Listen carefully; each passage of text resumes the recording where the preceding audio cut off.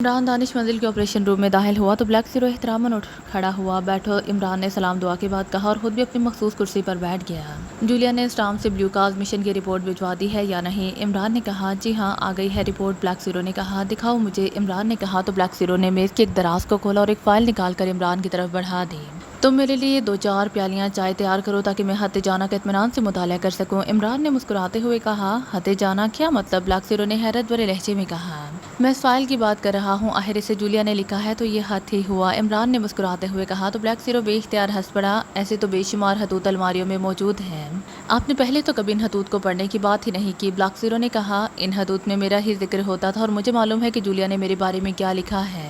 ये पहला हाथ है जो मेरे रकीब रूह सफ़ैद के बारे में लिखा गया होगा, इसीलिए इसका पढ़ना ज़रूरी है। इमरान ने कहा, आप खुद ही साथ नहीं गए थे, लेकिन इस हाथ को पढ़कर आपको यकीनन ये अंदाज़ा हो जाएगा कि अगर आप साथ जाते तो इतनी जल्दी ये मिशन इस अंदाज में मुकम्मल ना हो सकता था। जूलिया, तनवीर और जवाना ने तो वहाँ वाकई आग लगा दी और ब्लू काज को मुकम्मल तौर पर तबाह कर दिया। ब्लैक ज़ीरो ने कहा और उठकर किचन की तरफ बढ़ गया और इमरान जूलिया की इस मिशन की रिपोर्ट पढ़ने में मसरूफ़ हो गया। ब्लैक ज़ीरो ने दौरान चाय की प्याली लाकर इमरान के सामने रख दी थी। तुम दुरुस्त कह रहे हो, इस बार मैं सबस कदम साथ नहीं था, इसलिए जवाना और तनवीर जैसे सुरकदमों ने वाकई तबाही मचा दी। इमरान ने फाइल बंद करके चाय की प्याली उठाते हुए कहा, तनवीर को दिल खोल कर काम करने का मौका मिला है, लेकिन इमरान साहब, आपने डबल एम के बारे में जो कुछ बताया था, क्या उसके बाद काफिरिस्तान वाकई बाज रह जाएगा? ब्लैक ज़ीरो ने कहा तो इमरान चौंक पड़ा।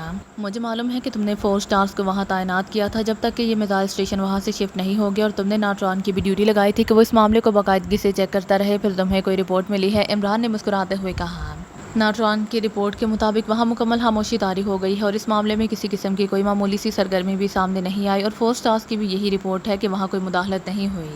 लेकिन मेरे जहन में बहरहाल ये खदशा मौजूद है कि काफिरिस्तान वाले इस तरह दुबक कर नहीं बैठ सकते। ब्लैक ज़ीरो ने कहा, मैंने उन्हें कास्ट्रो के बारे में इसलिए धमकी दी थी कि इस धमकी के बाद अब वो हमारे खिलाफ कोई कार्रवाई नहीं करेंगे। इमरान ने कहा, लेकिन अगर उन्होंने कोई कार्रवाई की तब? ब्लैक ज़ीरो ने कहा, तो फिर नाट्रॉन उसे चेक कर लेगा, फिर हम इस धमकी पर वाकई अमल कर गुजरेंगे। इमरान ने जवाब दिया, लेकिन ये ज़रूरी तो नहीं कि नाट्रॉन को इसका इल्म हो सके, पहले भी ब्लैक टावर के बारे में उसे इल्म नहीं हो सका था। ब्लैक ज़ीरो अपनी बात पर अड़ा हुआ था, अब नाट्रॉन ऐसी गलती नहीं करेगा। तुमने देखा नहीं कि ब्लैक टावर के खिलाफ नाट्रॉन ने किस कदर तेज़ और कामयाब कार्रवाई की है? इमरान ने मुस्कुराते हुए कहा, ये तो आपके टाइगर का कारनामा है। ब्लैक ज़ीरो ने कहा, टाइगर अकेला इन तजर्बाकार एजेंटों के खिलाफ कामयाब ना हो सकता था, सारा काम नाट्रॉन ने किया है। मुझे टाइगर ने जो तफसील रिपोर्ट दी है, इसमें उसने नाट्रॉन और उसके साथियों की कारकर्दगी की तारीफ खुलकर की है, और तफसील के मुताबिक वाकई नाट्रॉन की कारकर्दगी अरूज पर ही रही थी। इमरान ने जवाब दिया, नाट्रॉन की कारकर्दगी आपकी इस धमकी के बाद वाकई बेहद अच्छी रही है, लेकिन बहरहाल हमें फिर भी मुहतात रहना चाहिए। ब्लैक ज़ीरो ने मुस्कुराते हुए कहा, ऐसी धमकियां चीफ इसीलिए वक्तन फ़वक्तन देता रहता है ताकि उसके आदमियों की कारकर्दगी टॉप पर रहे। ये धमकी चूरन की तरह काम करती है जिससे बदहज़मी दूर हो जाती है। इमरान ने कहा तो ब्लैक ज़ीरो बेइख्तियार खिलखिलाकर हंस पड़ा।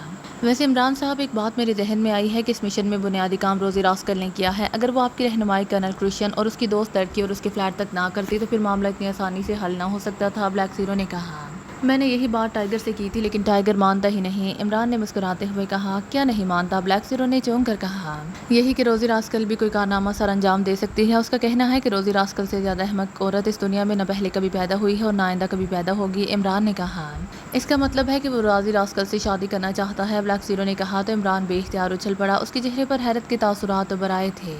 ये इतना बड़ा नतीजा कैसे निकाल लिया? इमरान ने कहा तो यही जाता है कि जो नौजवान इस तरह किसी औरत के खिलाफ बात करे, उसका मतलब यही होता है कि उसकी बेहद अहमियत उसके दिलो दिमाग में होती है। ब्लैक ज़ीरो ने कहा तो इमरान हंस पड़ा।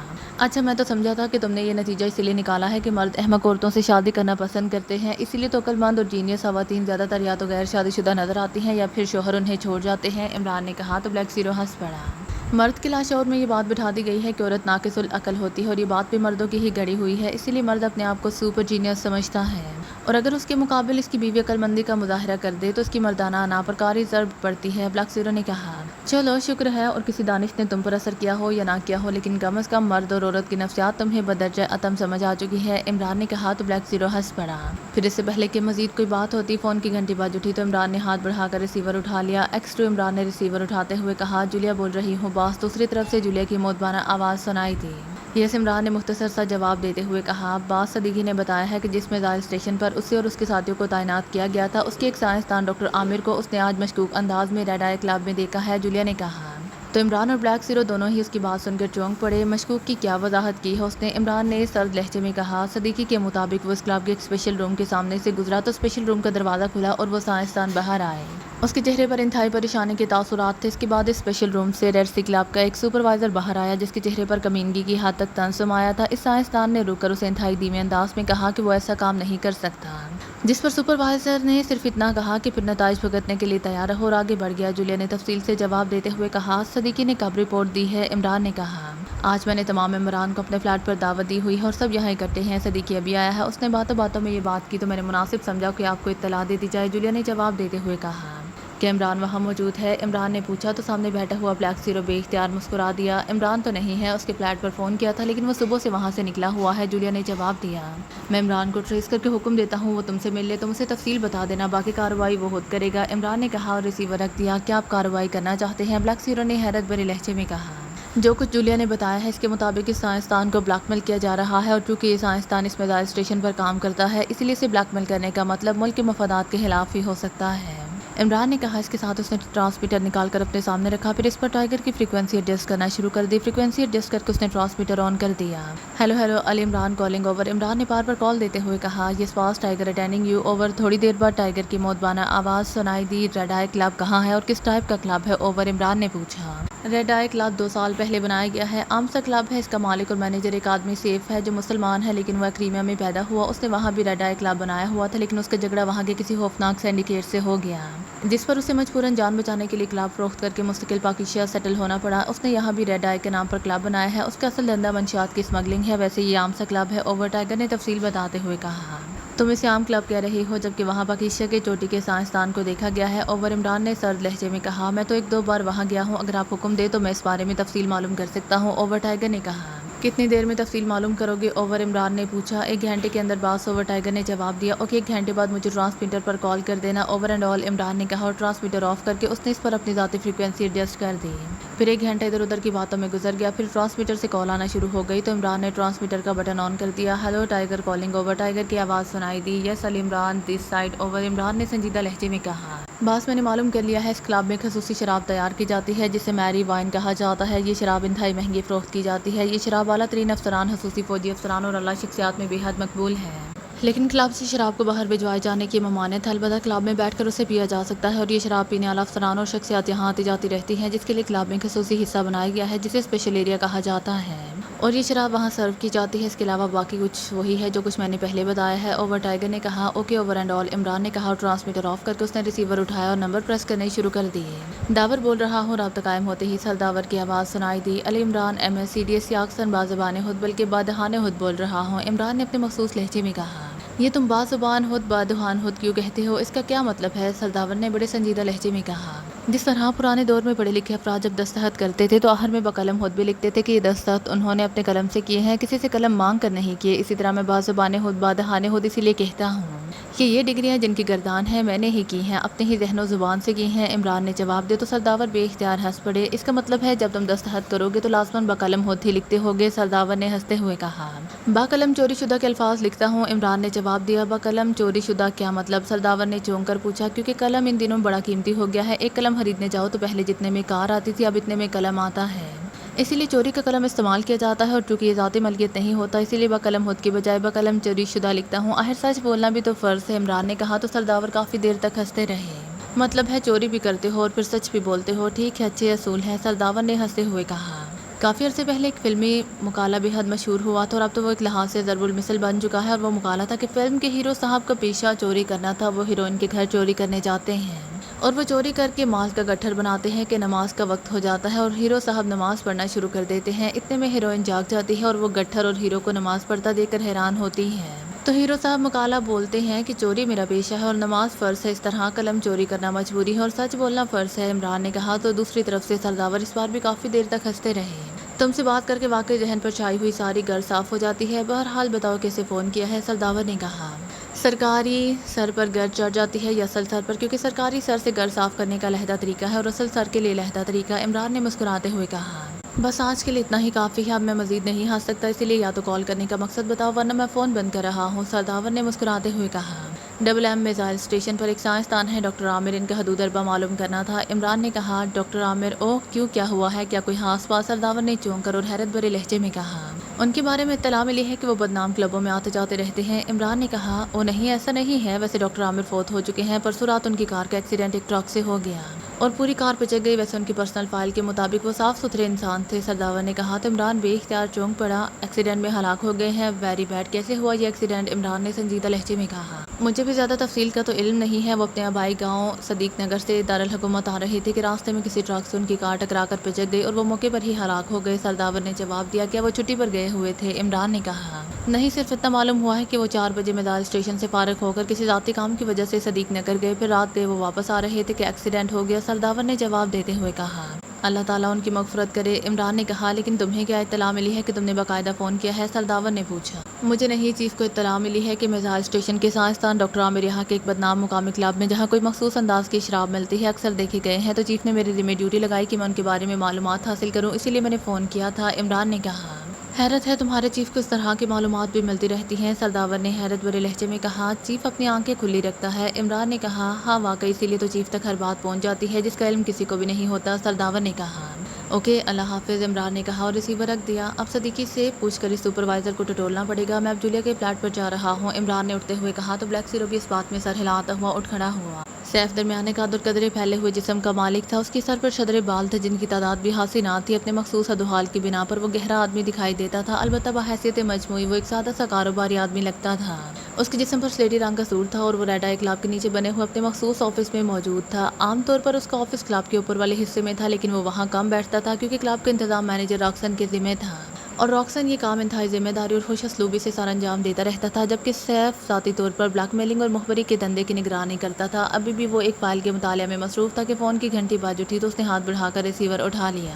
یس، سیف نے کہا سلامت بول رہا ہوں چیف۔ دوسری طرف سے ایک مردانہ آواز سنائی دی یس کیا بات ہے، کیوں کال کی ہے؟ سیف نے کہا بس دارالحکومت کی زیر زمین دنیا کا خطرناک آدمی ٹائیگر کلب کے بارے میں پوچھ گچھ کرتا رہا ہے۔ دوسری طرف سے کہا گیا ٹائیگر وہ کون ہے، کیا کوئی بدماش ہے؟ سیف نے چونک کر پوچھا اعلیٰ پیمانے پر کام کرتا ہے باس، لیکن اصل بات یہ ہے کہ وہ پاکیزہ سیکرٹ سروس کے لیے کام کرنے والے ایک انتہائی خطرناک ایجنٹ علی عمران کا شاگرد ہے۔ سلامت نے کہا تو سیف بے اختیار اچھل پڑا او لیکن کیوں، کیا وہ کیوں معلوم کرتا پھر رہا ہے، کیا ہوا ہے یہاں؟ سیف نے چونک کر کہا باس وہ عام سی معلومات حاصل کرتا رہا ہے، لیکن اس کے اس انداز میں پوچھنا ہی ہمارے لیے کسی بھی خطرے کا باعث بن سکتا ہے۔ سلامت نے جواب دیتے ہوئے کہا عمران تو واقعی انتہائی خطرناک آدمی ہے، لیکن کیا تم معلوم نہیں کر سکتے کہ ٹائیگر کے یہ پوچھ گچھ کرنے کا اصل مقصد کیا ہے؟ سیف نے کہا باس میں نے آپ کو کال کرنے سے پہلے معلوم کرنے کی کوشش کی ہے، لیکن کوئی خاص بات سامنے نہیں آئی، البتہ جس ویٹر سے پوچھ گچھ کی ہے اس نے مجھے جو رپورٹ دی ہے اس کے مطابق وہ یہ معلوم کرنا چاہتا تھا کہ ریڈ آئی ہے تو درمیانے طبقے کا کلب، لیکن یہاں معروف سائنسدان اور افسران کیوں آتے رہتے ہیں؟ جس پر ویٹر نے اس سے میری وائن کے بارے میں بتا دیا، پھر ٹائیگر نے اس سے اسپیشل ایریا کا بھی معلوم کر لیا۔ سلامت نے جواب دیتے ہوئے کہا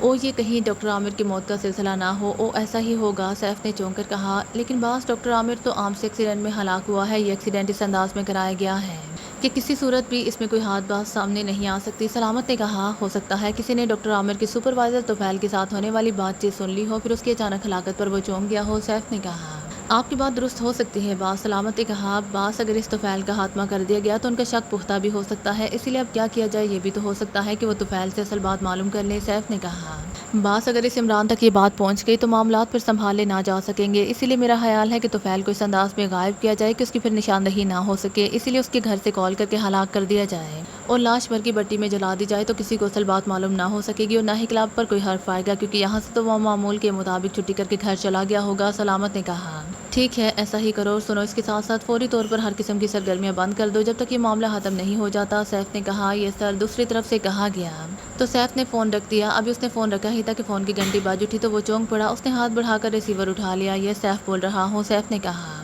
A1۔ دوسری طرف سے بھاری سی آواز سنائی دی تو سیف نے تیزی سے فون کے نیچے موجود بٹن پریس کر دیا۔ یہ سر A2 بول رہا ہوں، سیف نے مودبانہ لہجے میں کہا ڈاکٹر عامر کا کیا ہوا؟ دوسری طرف سے پوچھا گیا آپ کو رپورٹ تو بھجوا دی گئی تھی باس؟ سیف نے کہا ہاں مجھے رپورٹ مل چکی تھی، لیکن ڈاکٹر عامر کے بارے میں تم نے جو رپورٹ دی ہے اسے بڑی مشکل سے قابو کیا گیا تھا، اس نے مجھے چونکا دیا ہے، کہیں ایسا نہ ہو کہ اس نے اصل کام ہی نہ کیا ہو۔ A1 نے کہا میں نے ایک دوسرے ذریعے سے چیکنگ کرا لی ہے باس، کام ہو چکا ہے، لیکن جس طرح آپ اس کے بارے میں مطمئن نہیں اس طرح میں بھی مطمئن نہیں تھا، اس لیے میں نے اسے عام سے روڈ ایکسیڈنٹ میں ختم کرا دیا ہے، اسی طرح یہ حادثہ ہمیشہ کے لیے ختم ہو گیا۔ سیف نے کہا او گڈ شو، میں بھی یہی کہنا چاہتا تھا کہ کہیں اس کی وجہ سے بات آؤٹ نہ ہو جائے۔ ایوان نے مسرت بھرے لہجے میں کہا، سر مجھے ہر طرح کا خیال رکھنا پڑتا ہے، اسی لیے تو طویل عرصے سے ہمارا سیٹ اپ کامیاب چل رہا ہے، سیف نے فخریہ لہجے میں کہا۔ اوکے، یہی کہنا تھا، مزید کام جاری رکھو، ایوان نے کہا۔ یس سر، سیف نے کہا، اور دوسری طرف سے رابطہ ختم ہو گیا۔ پھر اس نے ریسیور کریڈل پر رکھ دیا۔ پھر تقریباً 2 گھنٹے بعد ایک بار پھر فون کی گھنٹی بج اٹھی۔ یس، سیف نے ریسیور اٹھاتے ہوئے کہا، سلامت بول رہا ہوں باس۔ دوسری طرف سے سلامت کی آواز سنائی دی۔ یس، سیف نے کہا۔ تو فیل والا کام مکمل ہو گیا ہے، اسے 0 روم میں کرسی پر جھکڑ کر ہلاک کر دیا گیا ہے، اس کی لاش بر کی بٹی میں جلا کر راکھ کر دی گئی ہے، سلامت نے جواب دیا۔ اوکے ٹھیک ہے، سیف نے اطمینان بھرے لہجے میں کہا اور ریسیور رکھ دیا۔ اس کے چہرے پر اب گہرے اطمینان کے تاثرات نمایاں تھے۔ جولیا کا فلیٹ جس رہائشی پلازا میں تھا، عمران کی کار اس پارکنگ میں رکی تو پارکنگ میں ایک نظر ڈالتے ہی اس نے چیک کر لیا کہ تقریباً پوری سیکرٹ سروس کی گاڑیاں وہاں موجود تھیں۔ عمران نے نیچے اتر کر کار لاک کی، پھر تیز سے قدم اٹھاتا ہوا پلازا کے مین گیٹ کی طرف بڑھتا چلا گیا۔ یہ چونکہ بہت بڑا رہائشی پلازا تھا، اس لیے یہاں لوگوں کی ہر وقت آمد و رفت جاری رہتی تھی اور تمام آمد و رفت لفٹوں کے ذریعے ہی ہو رہی تھی، لیکن عمران کی عادت تھی کہ سوائے ایمرجنسی کے وہ لفٹ کی بجائے سیڑھیاں زیادہ استعمال کرتا تھا، کیونکہ اس کا نقطہ نظر تھا کہ جسمانی حرکت جتنی زیادہ رکھی جائے گی انسان اتنا ہی جسمانی طور پر فٹ رہتا ہے، اسی لیے اس نے سیڑھیوں کا رخ کیا اور وہ سیڑھیاں پھلانگتا ہوا تیسری منزل پر پہنچ گیا جہاں جولیا کا فلیٹ تھا۔ اس نے کال بیل کا بٹن پریس کر دیا۔ کون ہے؟ ڈور فون سے جولیا کی آواز سنائی دی۔ تھکا ماندہ سیڑھیاں چڑھ چڑھ کر ہلکان شدہ عمران MSCDS آکسن ٹانگوں میں شدید ترین درد کی لہروں سمیت دروازے پر بنفس نفیس حاضر ہے اور اس پرانے دور کو یاد کر رہا ہے جب درد دل پر دستک دی جاتی تھی۔ عمران کی زبان رواں ہو گئی، لیکن دوسری طرف سے بغیر کچھ کہے ڈور فون آف کر دیا گیا۔ پھر ہکٹاک کی ہلکی سی آواز سن کر عمران کے چہرے پر مسکراہٹ رنگ گئی۔ چند لمحوں بعد دروازہ کھلا تو دروازے پر جوہان موجود تھا۔ آئیے عمران صاحب، جوہان نے مسکراتے ہوئے ایک طرف ہٹتے ہوئے کہا۔ ارے کیا ہوا؟ ابھی تو تم نسوانی آواز میں بول رہے تھے، اب دروازہ کھلتے ہی تمہارے گلے کی گراریاں تبدیل ہو گئی ہیں، عمران نے اندر داخل ہوتے ہی کہا تو جوہان مسکرا دیا۔ آپ نے اپنی تھکاوٹ کا جو نقشہ پیش کیا ہے اس پر مس جولیا آپ کے لیے خصوصی چائے بنانے کچن میں چلی گئی ہیں، جوہان نے دروازہ بند کرتے ہوئے مسکرا کر کہا۔ وہ کیا؟ ہمارے ایک بڑے شاعر نے کہا ہے۔ یہ وہ کیا شعر ہے؟ ایک تو شاید اچھے شعروں پر گریس لگی ہوتی ہے کہ وہ موقع آتا ہی ذہن سے پھسل جاتے ہیں، وہ مطلب ہے کہ رقیب کی محفل میں مجھ تک کیا جام آنا تھا، اسی لیے لازماً ساکن نے اس میں کچھ ملا دیا ہوگا۔ اسی لیے اب تم بتاؤ کہ خصوصی چائے کس چیز کے ملانے سے بنتی ہے، زہر ملانے سے یا؟ عمران کی زبان عادت کے مطابق رواں ہو گئی تھی اور جوہان بے اختیار ہنس پڑا۔ اس کا علم تو نتیجہ نکلنے پر ہی ہوگا، جوہان نے جواب دیا تو عمران بے اختیار مسکرا دیا۔ پھر وہ دونوں ڈرائنگ روم میں پہنچ گئے جہاں واقعی پوری سیکرٹ سروس موجود تھی۔ سلام دعا کے بعد اب عمران کرسی پر بیٹھا ہی تھا کہ کچن سے جولیا اور صالحہ ٹرالیاں دھکیلتی ہوئی ڈرائنگ روم میں پہنچ گئی۔ تم سیڑھیاں چڑھ کر کیوں آئے ہو؟ کیا لفٹ خراب تھی؟ جولیا نے اس کے سامنے چائے کی پیالی رکھتے ہوئے کہا۔ تنویر کی یہاں موجودگی کے بعد لفٹ کب مل سکتی ہے؟ عمران نے لمبا سانس لیتے ہوئے کہا تو صفدر اور دوسرے ساتھی مسکرا دیے۔ کس لفٹ کی بات کر رہے ہو؟ تنویر جو ذرا فاصلے پر بیٹھا ہوا تھا بے اختیار چونک کر بولا۔ اس لفٹ کی جو بنجر زمین پر پھول اگا دیتی ہے، ویران دلوں پر پرشور ہواؤں کا رخ بدل دیتی ہے، وہی لفٹ جو آنکھوں کو قرار، ذہن کو سرور اور آدمی کو مسرور کر دیتی ہے۔ عمران کی زبان رواں ہو گئی تو سب بے اختیار ہنس پڑے۔ یہ تم پر شاعری کا دورہ کی پڑ گیا ہے، جولیا نے مسکراتے ہوئے کہا۔ عمران کی زبان سے نکلے ہوئے الفاظ کی وجہ سے جولیا کا چہرہ یکلحد گلنار سا ہو گیا تھا۔ بڑے بڑے شاعروں کی روحیں تمہارے اس فکرے پر تڑپ اٹھی ہوں گی، تم شاعری کو دورہ کہہ رہی ہو جیسے مرغی کا دورہ ہوتا ہے، عمران نے منہ بناتے ہوئے کہا تو کمرہ بے اختیار کہکہوں سے گونج اٹھا۔ عمران صاحب، آپ سے چیف نے کہا رابطہ کیا تھا، صدیقی نے کہا۔ میں ایک نازک اور خوش اندام خوبصورت خاتون کے ساتھ پھولوں سے بھرے ہوئے کنچ میں چہل قدمی کر رہا تھا کہ وائس ٹرانسمیٹر پر خطرے کی گھنٹیاں بج اٹھی اور مجبوراً مجھے یہاں اس محفل کی میزبانی میں آنا پڑا، عمران نے کہا۔ تو تم اس طرح گل چھڑے اڑاتے پھر رہے ہو کیوں؟ جولیا نے یکلحد آنکھیں نکالتے ہوئے کہا۔ ارے وہ آخری الفاظ تو رہ گئے تھے کہ خطرے کی گھنٹی بجتے ہی میں اپنے تصور سے باہر آ گیا، عمران نے خوفزدہ لہجے میں کہا تو کمرہ کہکہوں سے گونج اٹھا۔ عمران صاحب، مس جولیا نے جو رپورٹ چیف کو دی ہے وہ میرے نزدیک تو اتنی سیریس نہیں تھی، لیکن مس جولیا نے ابھی اسے سیریس لیا اور چیف نے بھی، صدیقی نے کہا۔ چیف اور ڈپٹی چیف دونوں کی عادت ہے کہ جن معاملات کو سیریس نہیں لینا چاہیے انہیں تو سیریس نہیں لیتے، عمران نے کی نکھیوں سے جولیا کی طرف دیکھتے ہوئے کہا۔ اگر تمہیں یہ معاملہ سیریس نظر نہ آتا تو جواب دے دینا تھا چیف کو، جولیا نے اسی لہجے میں کہا۔ ظاہر ہے وہ عمران کی بات کا مطلب سمجھ گئی تھی۔ یہی تو اصل مسئلہ ہے کہ جب میں واقعی سیریس بات کروں گا تو چیف اسے بھی نان سیریس سمجھ لے گا، اسی لیے مجبوری ہے اس کی نان سیریس بات کو سیریس لینا ہی پڑتا ہے، عمران نے جواب دیا۔ تم میں اگر اتنی ہمت ہوتی تو رونا کس بات کا تھا، جولیا نے منہ بناتے ہوئے کہا تو سب ساتھی بے اختیار مسکرا دیے۔ عمران صاحب، میرے خیال میں یہ معاملہ واقعی سیریس ہے، کیونکہ اتنے بڑے سائنسدان کا اس قدر بدنام کلب میں آنا، پھر اس انداز میں سپروائزر سے بات کرنا واقعی سیریس مسئلہ ہے، صفدر نے کہا۔ اور اس وقت تو یہ اور سیریس ہو گیا ہے جب یہ ڈاکٹر عامر 2 روز پہلے روڈ ایکسیڈنٹ میں ہلاک ہو گیا ہے یا کر دیا گیا ہے، عمران نے کہا تو سب بے اختیار اچھل پڑے۔ او یہ کیسے معلوم ہوا، صدیقی نے کہا۔ تمہارے چیف نے مجھے بتایا ہے، لازمی بات ہے، میزائل اسٹیشن سے اس نے پہلے ڈاکٹر عامر کے بارے میں معلوم کرایا ہوگا کہ وہ کہاں ہے اور اس کی مصروفیات کیا ہیں، عمران نے کہا تو سب نے اس بات میں سر ہلا دی، البتہ عمران کی بات سن کر سب کے چہروں پر سنجیدگی کی طے نمایاں ہو گئی تھی۔ اس کا مطلب ہے عمران صاحب کہ اس ڈاکٹر عامر نے وہ بات نہیں مانی جس کو اسے کہا جا رہا تھا۔ صدیقی نے کہا، یا پھر مان لی اور بات آؤٹ ہونے کے ڈر سے اسے ہلاک کیا گیا۔ بہرحال تم اس سپروائزر کے بارے میں بتاؤ جو یہ بات کر رہا تھا، اس کا حلیہ کیا ہے؟ تم نے یقیناً اس کا نام بھی معلوم کر لیا ہوگا۔ عمران نے کہا، نہیں عمران صاحب، میرے ذہن میں کوئی خاص بات نہیں تھی اور اب میں نے برسبیل تذکرہ مس جولیا سے بات کر دی، مجھے اندازہ ہی نہیں تھا یہ معاملہ اس قدر سیریس ہو سکتا ہے۔ صدیقی نے شرمندہ لہجے میں کہا، اس سپروائزر کا حلیہ بتاؤ۔ عمران نے کہا تو صدیقی نے حلیہ بتا دیا۔ مس جولیا ٹرانسمیٹر لا دو، مجھے ٹائیگر کو کہنا پڑے گا کہ وہ اس بارے میں معلومات حاصل کرے۔ عمران نے کہا تو جولیا سر ہلاتی ہوئی اٹھی اور ایک اور کمرے کی طرف بڑھ گئی۔ تھوڑی دیر بعد وہ ایک جدید ساخت کا ٹرانسمیٹر عمران کے سامنے موجود تھا۔ عمران نے اس پر ٹائیگر کی فریکوینسی ایڈجسٹ کی، پھر اس کا بٹن پریس کر کے اسے آن کر دیا۔ Hello hello, Ali Imran calling over. Imran نے بار بار کال دیتے ہوئے کہا، یس boss tiger attending you over. تھوڑی دیر بعد دوسری طرف سے ٹائیگر کی آواز سنائی دی، yes boss tiger attending you. Tiger red eye club میں ایک سپروائزر ہے، اس کا حلیہ میں بتا دیتا ہوں۔ عمران نے کہا، پھر جو حلیہ صدیقی نے بتایا تھا وہ تفصیل دہرا کر اوور کہہ دیا۔ یس پاس، میں نے حلیہ سن لیا ہے اوور۔ دوسری طرف سے کہا گیا، ریڈ آئی کلب میں جا کر اس کے بارے میں معلومات حاصل کرو، پھر اس سے معلوم کرو کہ اس نے ڈبل ایم میزائل اسٹیشن کے سائنسدان ڈاکٹر عامر سے اسپیشل روم میں کیا بات کی تھی اوور۔ عمران نے کہا، ڈاکٹر عامر اور ریڈ آئی کلب میں؟ او اچھا، میں معلوم کرتا ہوں اوور۔ ٹائیگر نے جواب دیا، تمام معلومات حاصل کر کے مجھے ٹرانسمیٹر کال کرو اوور اینڈ آل۔ عمران نے کہا اور ٹرانسمیٹر آف کر کے اس پر اپنی ذاتی فریکوینسی ایڈجسٹ کر دی۔ عمران صاحب، آپ کا خیال ہے ان دونوں کے درمیان کیا بات ہوئی ہوگی؟ صدیقی نے کہا، میرا خیال ہے کہ اسے بلیک میل کر کے کوئی بات منوائی جا رہی تھی جسے اس نے ماننے سے انکار کر دیا، اس لیے یقیناً یہ بات ایسی ہوگی جو بے حد سیریس ہوگی۔ پھر دو صورتیں ہو سکتی ہیں، ایک تو یہ کہ ڈاکٹر عامر نے ان کا کام کر دیا اور اسے آف کر دیا گیا، یا پھر اس نے ماننے سے انکار کر دیا اور اسے سزا دی گئی۔ عمران نے جواب دیتے ہوئے کہا، لیکن وہ بات کیا ہو سکتی ہے؟ صفدر نے جواب دیا، یہ تو اسے سپروائزر سے معلوم ہوگا۔ عمران نے جواب دیا، آپ ٹائیگر کو کہہ دیتے کہ وہ اس سے یہ بات معلوم کرے۔ صفدر نے کہا، میں نے کہہ تو دیا ہے کہ وہ ڈاکٹر عامر سے ملاقات کی تفصیلات حاصل کرے، اسے مزید بتانے کی ضرورت نہیں تھی کیونکہ وہ میرا شاگرد ہے، پاکیزیہ سیکرٹ سروس کا ممبر نہیں ہے کہ اسے سب کچھ تفصیل سے بتا دیا جائے، تبھی نتیجہ ٹائیں ٹائیں فش نکلتا ہے۔ عمران نے منہ بناتے ہوئے کہا، تم نے پھر بکواس شروع کر دی ہے۔ جولیا نے غصیلے لہجے میں کہا، ویسے جولیا، عمران صاحب کہتے تو ٹھیک ہے، ہم پاکیزیہ سیکرٹ سروس کے ممبران کی ضرورت ہی کیا ہے؟ اب تک خاموش بیٹھی ہوئی صالحہ نے کہا تو سب بے اختیار چونک پڑے۔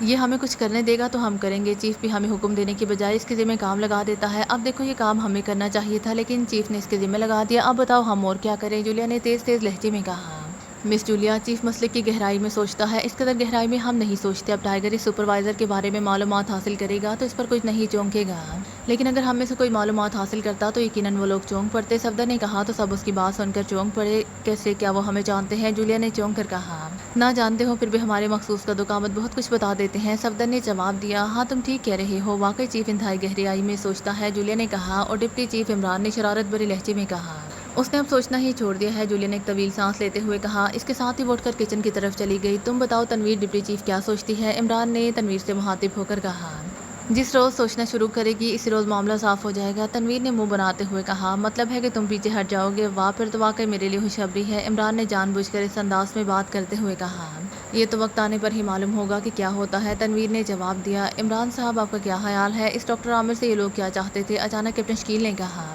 ظاہر ہے اس میزائل اسٹیشن کا نقشہ وغیرہ حاصل کرنا چاہتے ہوں گے۔ صفدر نے کہا، نہیں، اگر انہیں یہ بھی معلوم ہو سکتا کہ ڈاکٹر عامر کہاں کام کرتا ہے تو پھر وہ اس کا نقشہ بھی آسانی سے معلوم کر سکتے ہیں، وہ اس سے کوئی خاص کام لینا چاہتے ہوں گے۔ کیپٹن شکیل نے کہا، پھر اسی طرح مختلف باتیں ہوتی رہیں کہ اچانک میز پر موجود ٹرانسمیٹر سے کال آنا شروع ہو گئی تو سب چونک پڑے۔ عمران نے ہاتھ بڑھا کر ٹرانسمیٹر کا بٹن آن کر دیا۔ Hello hello, tiger calling over. Tiger کی آواز سنائی دی، yes Ali Imran attending you over. Imran نے سنجیدہ لہجے میں کہا، باس، اس سپروائزر کا نام تو فیل ہے، وہ کل کلب سے چھٹی کر کے گھر گیا، وہاں رات کو اسے کسی کا فون آیا تو وہ گھر پر یہ کہہ کر چلا گیا کہ وہ کسی ضروری کام سے جا رہا ہے، پھر اس کی واپسی نہیں ہوئی، وہ کلب میں بھی نہیں پہنچا، ایک لحاظ سے اسے غائب کر دیا گیا ہے اوور۔ ٹائیگر نے تفصیل بتاتے ہوئے کہا، اس طفیل نے اگر کوئی بات کی ہوگی تو کسی کے کہنے پر کی ہوگی، ہو تو وہ ایسا نہیں کر سکتا اوور۔ عمران نے سرد لہجے میں کہا، اس پاس میں نے بھی اس پہلو پر غور کیا ہے اور جو کچھ معلوم ہوا ہے اس کے مطابق طفیل سپروائزر یہاں بطور سپروائزر ریڈ آئی کلب کے مینیجر راکسن کے تحت تھا، لیکن راکسن کا تعلق صرف کلب کے معاملات سے ہے، وہ ان سے ہٹ کر کسی بھی معاملے میں ملوث نہیں ہوا، اس لیے یقیناً سپروائزر طفیل کا رابطہ کسی اور سے ہوگا اوور۔ ٹائیگر نے جواب دیا، وہ سیف کہاں ہوتا ہے، کلب کا مالک اوور؟ عمران نے پوچھا،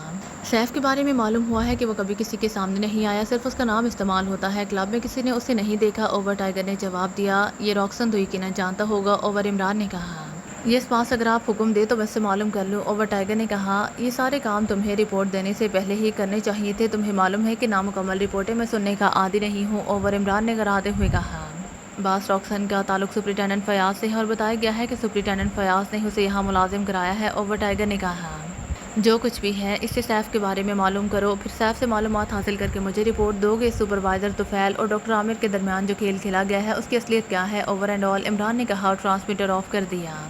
عمران صاحب معاملات واقعی سیریس اور گہرے ہوتے جا رہے ہیں۔ صفدر نے کہا دیکھو نتیجہ کیا نکلتا ہے، یہ بھی ہو سکتا ہے کہ پہاڑ کھودنے پر چوہا برآمد ہو اور یہ بھی ہو سکتا ہے کہ کسی چٹان کے نیچے سے کوئی چوہا نہ نکل آئے۔ عمران نے کہا تو سب ہنس پڑے۔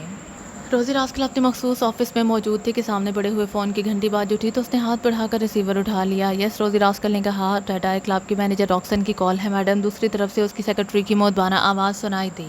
راکسن کی کراؤ بات، روزی راسکل نے چونک کر کہا ہیلو راکسن بول رہا ہوں مینیجر ریڈ آئی کلب۔ چند لمحوں بعد ایک مردانہ آواز سنائی دی۔ یس کیا بات ہے، کیوں فون کیا ہے؟ روزی راسکل نے منہ بناتے ہوئے کہا تم نے ایک بار مجھے بتایا تھا کہ ٹائیگر تمہارا دوست ہے، راکسن نے کہا تو روزی راسکل بے اختیار چونک پڑی۔ اس کے چہرے پر حیرت کے تاثرات ابھر آئے تھے۔ ہاں کیوں، کیا ہوا ہے؟ روزی راسکل نے حیرت بھرے لہجے میں کہا مسٹر ٹائیگر اس وقت میرے آفس میں موجود ہیں اور مجھ سے میرے چیف سیف کے بارے میں معلومات حاصل کرنے پر بازد ہیں، جبکہ میں نے انہیں بتایا ہے کہ میرا ان سے تعلق صرف فون کی حد تک ہے، اس سے زیادہ مجھے کچھ معلوم نہیں اور فون بھی چیف خود کرتے ہیں۔ تمہیں سارے طریقہ کار کا بخوبی علم ہے، لیکن ٹائیگر میری بات تسلیم ہی نہیں کر رہا، جس پر مجھے تمہارا خیال آیا گیا کہ تم بھی چیف کے بارے میں بہت کچھ جانتی ہو، اسی لیے میں نے تمہیں فون کیا ہے کہ اپنے دوست کو بتا دو کہ میں سچ بول رہا ہوں۔ دوسری طرف سے کہا گیا ٹائیگر سے میری بات کراؤ، روزی راسکل نے کہا۔ ہلو ٹائیگر بول رہا ہوں۔ چند لمحوں بعد ٹائیگر کی سرد آواز سنائی دی۔ ٹائیگر تم سیف کے بارے میں معلومات حاصل کیوں کرتے پھر رہے ہو، کیا کوئی خاص بات ہے؟ روزی راسکل نے کہا میری ایک پارٹی نے مجھے اس کام کے لیے بک کیا ہے اور مجھے خاصی بڑی رقم بھی دی ہے، اسی لیے معلوم کر رہا ہوں، لیکن راکسن ایسے بات کر رہا ہے جیسے میں احمق ہوں، ٹائیگر نے غصیلے لہجے میں کہا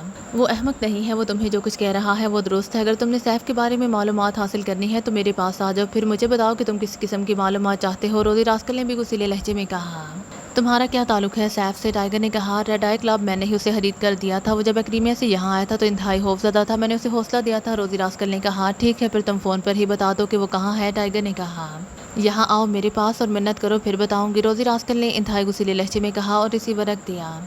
بیچارہ پیسے کمانے کے لیے مارا مارا پھر رہا ہے، نان سینس، مجھے کہتا ہے میں اسے رقم دے دیتی، روزی راسکل نے بڑبڑاتے ہوئے کہا۔ پھر تقریباً نصف گھنٹے بعد آفس کا دروازہ ایک جھٹکے سے کھلا تو روزی راسکل دروازے پر موجود ٹائیگر کو دیکھ کر چونک پڑی۔ تم یہاں بغیر میری اجازت کے کیسے آ گئے؟ تمہیں کسی نے روکا نہیں؟ روزی راسکل نے حیرت بھرے لہجے میں کہا کس میں جرأت ہے کہ ٹائیگر کو روک سکے؟ ٹائیگر نے مسکراتے ہوئے کہا اور اندر آ کر وہ کرسی پر اس طرح اطمینان سے بیٹھ گیا جیسے یہ آفس اسی کا ہو۔ روزی راسکل یہاں اس کے ملازم ہو۔ ہاں اب بتاؤ کہاں ہے سیف؟ ٹائیگر نے کہا تم معمولی سی رقم کمانے کے لیے مارے مارے پھر رہے ہو، بولو کتنی رقم چاہیے تمہیں، مجھے بتاؤ۔ روزی راسکل نے کہا یہ میرا پیشہ ہے اور میں کسی سے رقمات مانگا نہیں کرتا، چھین لیا کرتا ہوں، اس لیے آئندہ ایسی بات منہ سے نہ نکالنا، اور اب میں آخری بار کہہ رہا ہوں کہ بتا دو کہ کہاں ہے سیف۔ ٹائیگر نے غصیلے لہجے میں کہا چلو اٹھو اور دفعہ ہو جاؤ یہاں سے، میں کسی سیف کو نہیں جانتی، روزی راسکل نے یکلہت پھٹ پڑنے والے لہجے میں کہا۔ ابھی تم نے فون پر اور بات کی تھی اور اب اور کر رہی ہو، کیا تم راکسن کو میرے ہاتھوں بچانا چاہتی ہو؟ بہرحال یہ سن لو کہ یہ معاملہ قومی سلامتی کا ہے، اس لیے اب تمہیں بہرحال بتانا پڑے گا، ٹائیگر نے انتہائی سنجیدہ لہجے میں کہا تو روزی راسکل بے اختیار چونک پڑی۔ قومی سلامتی کا کیا مطلب؟ روزی راسکل نے حیرت بھرے لہجے میں کہا تمہیں صرف اتنا بتایا جا سکتا ہے کہ باس علی عمران نے میرے ذمہ یہ کام لگایا ہے اور میں نے اسے ہر صورت میں پورا کرنا ہے، اسی لیے یا تو تم خود ہی سب کچھ بتا دو یا دوسری صورت میں تمہارے جسم کا ایک ایک ریشہ لہتا کر کے بھی معلوم کر لوں گا، ٹائیگر نے سرد لہجے میں کہا۔ لیکن پہلے تو تم کسی پارٹی اور رقم کی بات کر رہے تھے، روزی راسکل نے کہا۔ ضروری نہیں کہ ہر بات تمہیں بتائی جائے، اور وہ بھی راکسن کے سامنے، ٹائیگر نے کہا۔ او تو یہ بات ہے، تم عمران سے میری بات کراؤ، اگر وہ تمہاری بات کی تصدیق کرے گا تو میں اسے سب کچھ بتا دوں گی، ورنہ تم جس انداز میں مجھے دھمکیاں دے رہے ہو اس کے بعد تمہاری موت یقینی ہو سکتی ہے، روزی راسکل نے غصیلے لہجے میں کہا۔ وقت ضائع مت کرو روزی راسکل، میرے پاس اتنا وقت نہیں ہوتا کہ میں تمہارے نخرے دیکھتا رہوں، آخری بار کہہ رہا ہوں کہ اگر تم جانتے ہو تو بتا دو ورنہ میں اس راکسن سے سب کچھ معلوم کر لوں گا، ٹائیگر نے اور زیادہ غصیلے لہجے میں کہا۔ راکسن واقعی کچھ نہیں جانتا ہوگا، اور سنو آخری بار کہہ رہی ہوں کہ عمران کی بات مجھ سے کرا دو، روزی راسکل نے منہ بناتے ہوئے کہا۔ سوری، یہ کام میں نے کرنا ہے اور میں ہی کروں گا، ٹائیگر نے کہا اور اس کے ساتھ ہی ووٹ کر کھڑا ہو گیا۔ ٹھیک ہے پھر جاؤ اور اپنی جان بچ جانے پر مٹھائیاں تقسیم کرو، روزی راسکل نے منہ بناتے ہوئے کہا۔ تو تم نہیں بتاؤ گی کیوں؟ ٹائیگر نے کہا اور آگے بڑھنے ہی لگا تھا کہ اس کی جیب سے ٹو ٹو کی آوازیں سنائی دینے لگی تو وہ رک گیا۔ اس نے جیب سے ٹرانسمیٹر نکال کر اس کا بٹن آن کر دیا، جبکہ روزی راسکل نے اٹھتے ہی میز کی کھلے دراز میں موجود مشین پسٹل اپنے ہاتھ میں لے لیا تھا، کیونکہ وہ واقعی ٹائیگر کو گولی مار دینے کا فیصلہ کر چکی تھی۔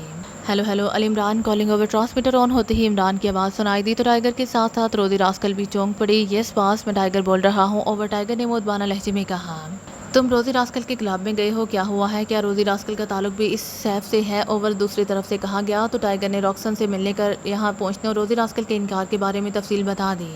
تم وہی رکو، میں آ رہا ہوں، اوور اینڈ آل، دوسری طرف سے کہا گیا۔ اس کے ساتھ ہی رابطہ ختم ہو گیا تو ٹائیگر نے ایک طویل سانس لیتے ہوئے ٹرانسمیٹر جیب میں ڈالا اور واپس آ کر کرسی پر بیٹھ گیا۔ شکر کرو ٹوٹ پھوٹ سے بچ گئی ہو، ٹائیگر نے کہا۔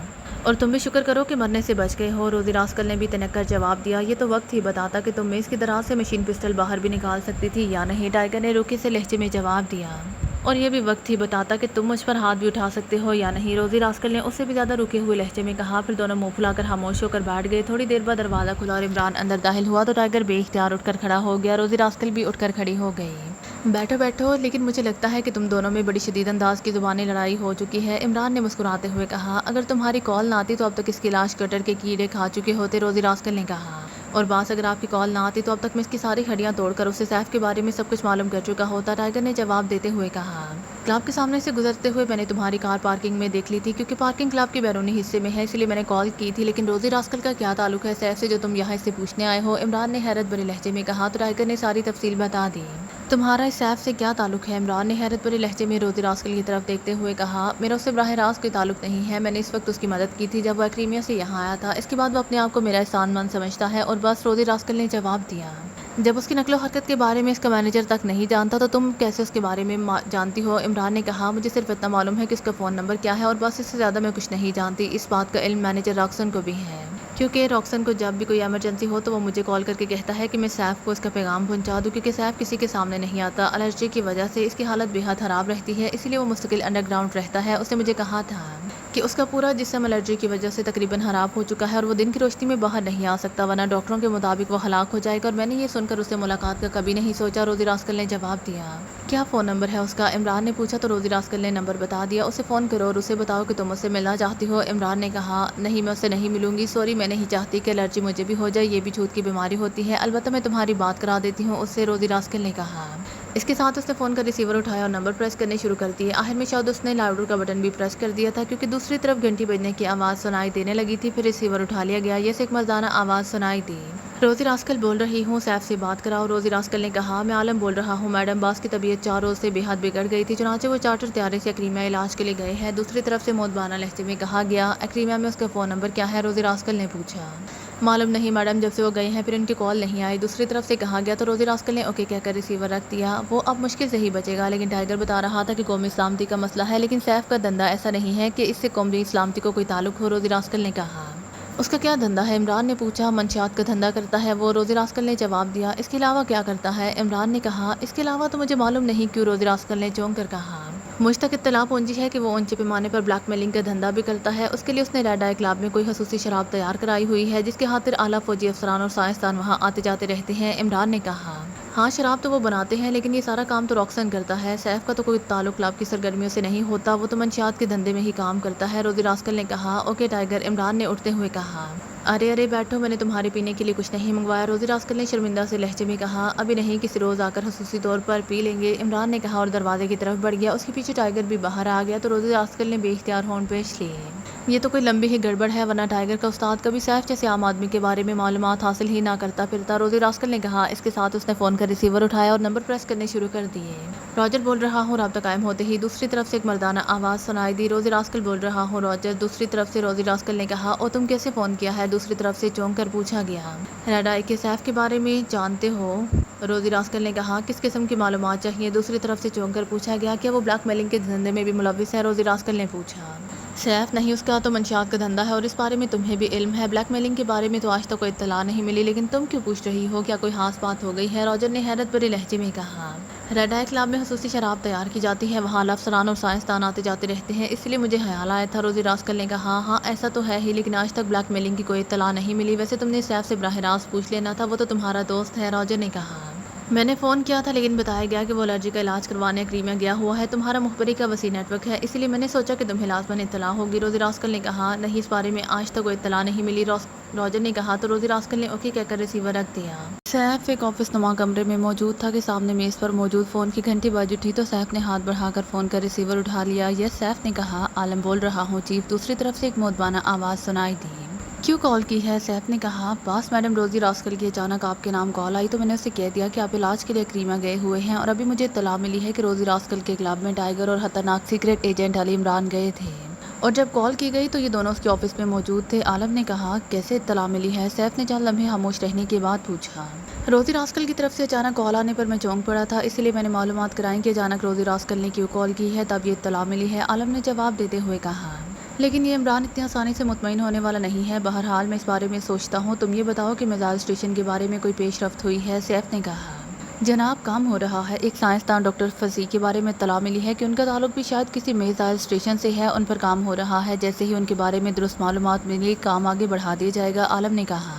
کام کو مزید تیز کرو عالم، سیف نے کہا۔ یہ اس پاس کام ہو رہا ہے، عالم نے کہا تو سیف نے ریسیور رکھ دیا۔ اس کی پیشانی پر شکنیں سی پھیل گئی تھی کیونکہ اسے معلوم تھا کہ عمران انتہائی سیکریٹ ایجنٹ ہے اور خطرناک ہے، اور اس کے بارے میں معلومات حاصل کرنا اس کے لیے انتہائی خطرناک بھی ثابت ہو سکتا تھا۔ وہ کافی دیر تک بیٹھا سوچتا رہا، پھر اس نے فون کا ریسیور اٹھایا اور نمبر پریس کرنے شروع کر دیے۔ یس روزی راسکل بول رہی ہوں، ایک نسوانی آواز سنائی دی۔ سیف بول رہا ہوں ایکریمیا سے، سیف نے کہا۔ او تم، کیا حال ہے تمہارا؟ ابھی تمہارے آدمی عالم سے بات ہوئی ہے، وہ بتا رہا تھا کہ تم علاج کے لیے ایکریمیا گئے ہو، روزی راسکل نے کہا۔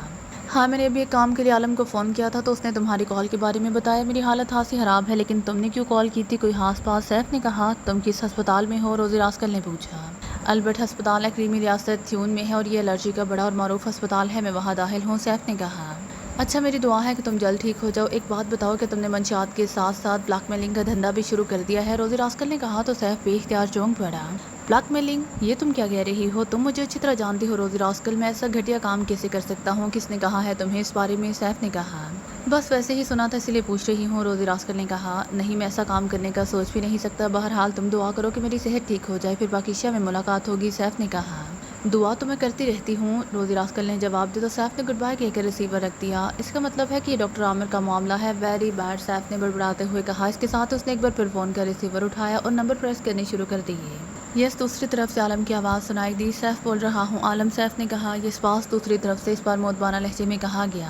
میں نے روزی راسکل سے معلوم کر لیا ہے کہ عمران نے اسے بتایا ہے کہ ہم بلیک میلنگ میں ملوث ہیں۔ اس کا مطلب ہے کہ وہ ڈاکٹر عامر اور طفیل سپروائزر کے بارے میں مشکوک ہو گیا ہے، اور میں جانتا ہوں کہ یہ عمران اب بھوت کی طرح ہمارے پیچھے لگ جائے گا۔ اور یقیناً روزی راسکل سے اس نے تمہارے فون کا نمبر معلوم کر لیا ہوگا، اور اب اس سے آسانی سے معلوم ہو جائے گا یہ نمبر ریڈ آئی کلب کے نیچے تہانے میں لگا ہوا ہے، اور لامحالہ وہ وہاں ریڈ کرائے گا یا کرے گا۔ اس لیے تم وہاں سے فوری طور پر تمام مشکوک آدمیوں کو ہٹا دو اور تمام میٹیریل اسپیشل پوائنٹ پر پہنچا دو، اور تم نے وہاں حالات کو ہر لحاظ سے نارمل رکھنا ہے۔ میں واقعی اب ایکریمیا جا رہا ہوں، جب یہ لوگ ٹکرے مار کر تھک جائیں گے پھر کام آگے ہوگا، سیف نے کہا۔ ٹھیک ہے باس، آپ نے واقعی اچھا فیصلہ کیا ہے، آپ بے فکر رہیں، میں تمام انتظامات فوری طور پر کر لوں گا، عالم نے کہا تو سیف نے کریڈل دبا کر رابطہ ختم کر دیا اور دوبارہ نمبر پریس کرنے شروع کر دیے۔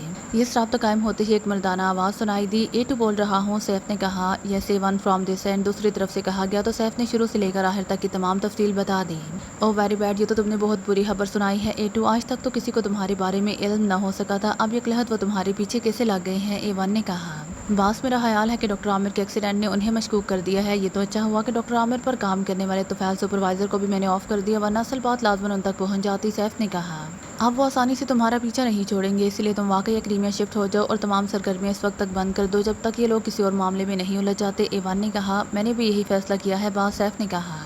اوکے ٹھیک ہے، ہمیں کوئی جلدی نہیں ہے، ہمارا کام ہوتا رہے گا، جو مین تھا وہ تو ہو گیا ہے، اور بس A1 نے کہا۔ یہ بات سیف نے کہا اور دوسری طرف سے اوکے کے الفاظ سن کر اس نے ریسیور رکھ دیا۔ اس کے ساتھ ہی وہ اٹھ کھڑا ہوا۔ اب اس کی پیشانی پر موجود چکنیں غائب ہو گئی تھیں کیونکہ اب وہ ایک فیصلے پر پہنچ گیا تھا۔ عمران دانش منزل کے آپریشن روم میں داخل ہوا تو بلیک زیرو احتراماً اٹھ کھڑا ہوا۔ بیٹھو، عمران نے سلام دعا کے بعد کہا، اس کے ساتھ ہی وہ خود بھی اپنی مخصوص کرسی پر بیٹھ گیا۔ اس سیف کے بارے میں کوئی نتیجہ نکلا ہے یا نہیں؟ بلیک زیرو نے کہا۔ وہ واقعی ایکریمیا گیا ہوا ہے، میں نے ریڈ آئی کلب کے نیچے تہانے میں بھی ریڈ کیا ہے، لیکن وہاں سے کچھ بھی نہیں ملا۔ ادھر ڈاکٹر عامر کے میزائل اسٹیشن کی میرے کہنے پر سرداور نے تمام تنصیبات کی تفصیلی چیکنگ کرائی ہے، لیکن وہاں پر سب اوکے ہیں، البتہ میرے کہنے پر اس اسٹیشن کا سیکیورٹی نظام ایک بار پھر تبدیل کر دیا گیا ہے، اور اب مزید کیا کیا جا سکتا ہے؟ عمران نے کہا۔ اس سپروائزر طفیل کے بارے میں کچھ معلوم ہوا ہے یا نہیں؟ بلیک زیرو نے کہا۔ نہیں، وہ اس طرح صفحہ ہستی سے غائب ہو گیا ہے جیسے اس کا کوئی وجود ہی نہ رہا ہو، عمران نے کہا تو بلیک زیرو نے اس بات میں سر ہلا دیا۔ ناٹران کی طرف سے کوئی رپورٹ؟ عمران نے چند لمحوں کی خاموشی کے بعد کہا۔ ہاں، اس نے رپورٹ دی ہے کہ وہاں کوئی غیر معمولی سرگرمی دیکھنے میں نہیں آئی، بلیک زیرو نے جواب دیتے ہوئے کہا۔ ٹھیک ہے، اس کا مطلب ہے کہ معاملات جو بھی تھے ختم ہو گئے ہیں، عمران نے کہا تو بلیک زیرو نے اس بات میں سر ہلا دیا۔ میں چائے لاتا ہوں آپ کے لیے، بلیک زیرو نے اٹھتے ہوئے کہا۔ ارے واہ، نکی اور پوچھ پوچھ، عمران نے مسکراتے ہوئے کہا تو بلیک زیرو بھی مسکراتا ہوا اٹھا اور کچن کی طرف بڑھ گیا۔ تھوڑی دیر بعد وہ واپس آیا تو اس کے دونوں ہاتھوں میں چائے کی پیالیاں، تو اس نے ایک پیالے عمران کے سامنے رکھے اور دوسری اٹھاتے ہوئے وہ اپنی کرسی کی طرف بڑھ گیا۔ اس کا مطلب ہے تم بندوق میرے کاندھے پر رکھ کر چلاتے ہو، عمران نے کہا تو بلیک زیرو جو کرسی پر بیٹھ رہا تھا چونک پڑا۔ بندوق؟ کیا مطلب عمران صاحب؟ بلیک زیرو نے حیرت بھرے لہجے میں کہا۔ جب تمہیں چائے کی خواہش ہو تو تم میرا نام لے کر چائے لے آتے ہو اور ساتھ خود بھی ضرور پیتے ہو، مطلب ہے کہ احسان مجھ پر اور خواہش اپنی ہوتی ہے، عمران نے کہا تو بلیک زیرو اس بار بے اختیار ہنس پڑا۔ آپ کے بہانے میں بھی چائے پی لیتا ہوں، ورنہ میں سارے دن میں 2-3 پیالیوں سے زیادہ نہیں پیتا، بلیک زیرو نے کہا۔ تمہارے نزدیک یہ کم ہے، لیکن اماں بھی کو پتہ چل جائے تو وہ تمہاری ایسی کلاس لیں گی کہ آئندہ 10 سالوں تک تم چائے کو دیکھنا بھی گوارا نہ کرو گے۔ عمران نے مسکراتے ہوئے کہا، آپ تو مجھ سے زیادہ چائے پیتے ہیں۔ بلاک زیرو نے کہا، اماں بھی کو یہی بتایا جاتا ہے کہ میں باقاعدگی سے دودھ پیتا ہوں۔ ان کا کہنا ہے کہ چائے نقصان دیتی ہے، اسی لیے ایک پیالی کی حد تک اس کی اجازت ہے۔ تمہیں نہیں معلوم مجھے ان سے اس کی اجازت کے لیے بھی کتنی محنتیں کرنا پڑی تھی، اور کہاں 3 پیالیاں۔ عمران نے کہا تو بلیک زیرو بے اختیار ہنس پڑا۔ پھر اس سے پہلے کہ مزید کوئی بات ہوتی فون کی گھنٹی بج اٹھی تو عمران نے ہاتھ بڑھا کر ریسیور اٹھا لیا۔ ایکسٹرو، عمران نے مخصوص لہجے میں کہا، سلیمان بول رہا ہوں، صاحب ہیں یہاں۔ دوسری طرف سے سلیمان کی آواز سنائی دی تو عمران کے ساتھ ساتھ بلیک زیرو بھی چونک پڑا، کیونکہ سلیمان بغیر کسی ایمرجنسی یا اشد ضرورت کے کبھی یہاں فون نہیں کرتا تھا۔ علی عمران بول رہا ہوں، سلیمان کیوں فون کیا ہے؟ عمران نے اصل آواز میں کہا، صاحب سرداور کا فون آیا ہے، وہ آپ سے کوئی انتہائی اہم بات فوری طور پر کرنا چاہتے ہیں۔ دوسری طرف سے سلیمان کی آواز سنائی دی۔ اچھا، عمران نے کہا، اور کریڈل دبا کر ٹون آنے پر اس نے تیزی سے نمبر پریس کرنے شروع کر دیے۔ داور بول رہا ہوں، رابطہ قائم ہوتے ہی سرداور کی آواز سنائی دی۔ علی عمران MSCDS یاکسن بول رہا ہوں، کیسے یاد فرمایا آپ نے؟ عمران نے کہا، میں نے تمہارے فلیٹ پر فون کیا تھا لیکن تم موجود نہیں تھے، اسی لیے میں نے سلیمان سے کہا تھا کہ تمہیں ٹریس کرے۔ کہاں ہو تم اس وقت؟ سرداور نے کہا، ایک کلب میں سلیمان نے مجھے ٹریس کر کے آپ کا پیغام دیا ہے، آپ بتائیں کیا مسئلہ ہے؟ عمران نے کہا، عمران بیٹے، MM میزائل اسٹیشن سے ایک انتہائی حیران کن رپورٹ ملی ہے کہ وہاں موجود میزائلوں کے ایک عالم انتہائی ہوشیاری سے گڑبڑ کی گئی ہے۔ اگر میزائل فائر ہوئے تو بجائے ٹارگٹ پر ہٹ ہونے کے یو ٹرن ہو کر واپس پاکیشیا پر آ کر فائر ہوں گے۔ سرداور نے کہا تو عمران بے اختیار اچھل پڑا۔ یہی حالت بلیک زیرو کی تھی؟ او، مگر پہلے تو آپ نے آل اوکے کی رپورٹ دی تھی۔ عمران نے حیرت بھرے لہجے میں کہا، ہاں مجھے ایسے ہی رپورٹ ملی تھی، لیکن میرے ذہن میں کسک موجود تھی، اسی لیے میں نے اپنے طور پر حکم دیا تھا کہ پوری تفصیل سے میزائلوں کو بھی چیک کیا جائے اور دوسری تنصیبات کو بھی۔ جب میزائلوں کی تفصیل کے ساتھ چیکنگ ہوئی تب یہ بات سامنے آئی۔ سرداور نے کہا، یہ کام کون کر سکتا ہے؟ عمران نے کہا، اب یہ بات طے شدہ ہے کہ یہ تبدیلی وہاں ڈاکٹر عامر ہی کر سکتا تھا اور کوئی نہیں۔ سرداور نے جواب دیا، اس کا مطلب ہے کہ انہوں نے اپنا کام کرا لیا تھا اور پھر ڈاکٹر عامر کو ہلاک کیا گیا۔ آپ تمام میزائل اسٹیشنوں اور دفاعی تنصیبات کی اسی طرح تفصیلی چیکنگ کرائیں۔ عمران نے کہا، میں نے احکامات دے دیے ہیں، لیکن عمران بیٹے اگر ایسا ہوتا رہا تو ہم کب تک اسی طرح چیکنگ کرتے رہیں گے، اور یہ تو پاکیشیا کے دشمنوں کے رحم و کرم پر چھوڑنے کے مترادف ہے۔ سرداور نے انتہائی پریشان لہجے میں کہا، ہاں یہ واقعی انتہائی حساس معاملہ ہے، پورے ملک کے دفاع کو اس طرح دشمنوں کے رحم و کرم پر نہیں چھوڑا جا سکتا۔ اب بے فکر رہے، میں چیف کو رپورٹ دے دیتا ہوں، پھر یقیناً ان لوگوں کو ٹریس کر لیا جائے گا۔ عمران نے کہا، ٹھیک ہے، اب میں مطمئن ہوں، اللہ حافظ۔ دوسری طرف سے کہا گیا، اس کے ساتھ ہی رابطہ ختم ہو گیا تو عمران نے بھی ریسیور رکھ دیا۔ یہ تو واقعی انتہائی سیریس معاملہ ہے عمران صاحب، بلیک زیرو نے کہا،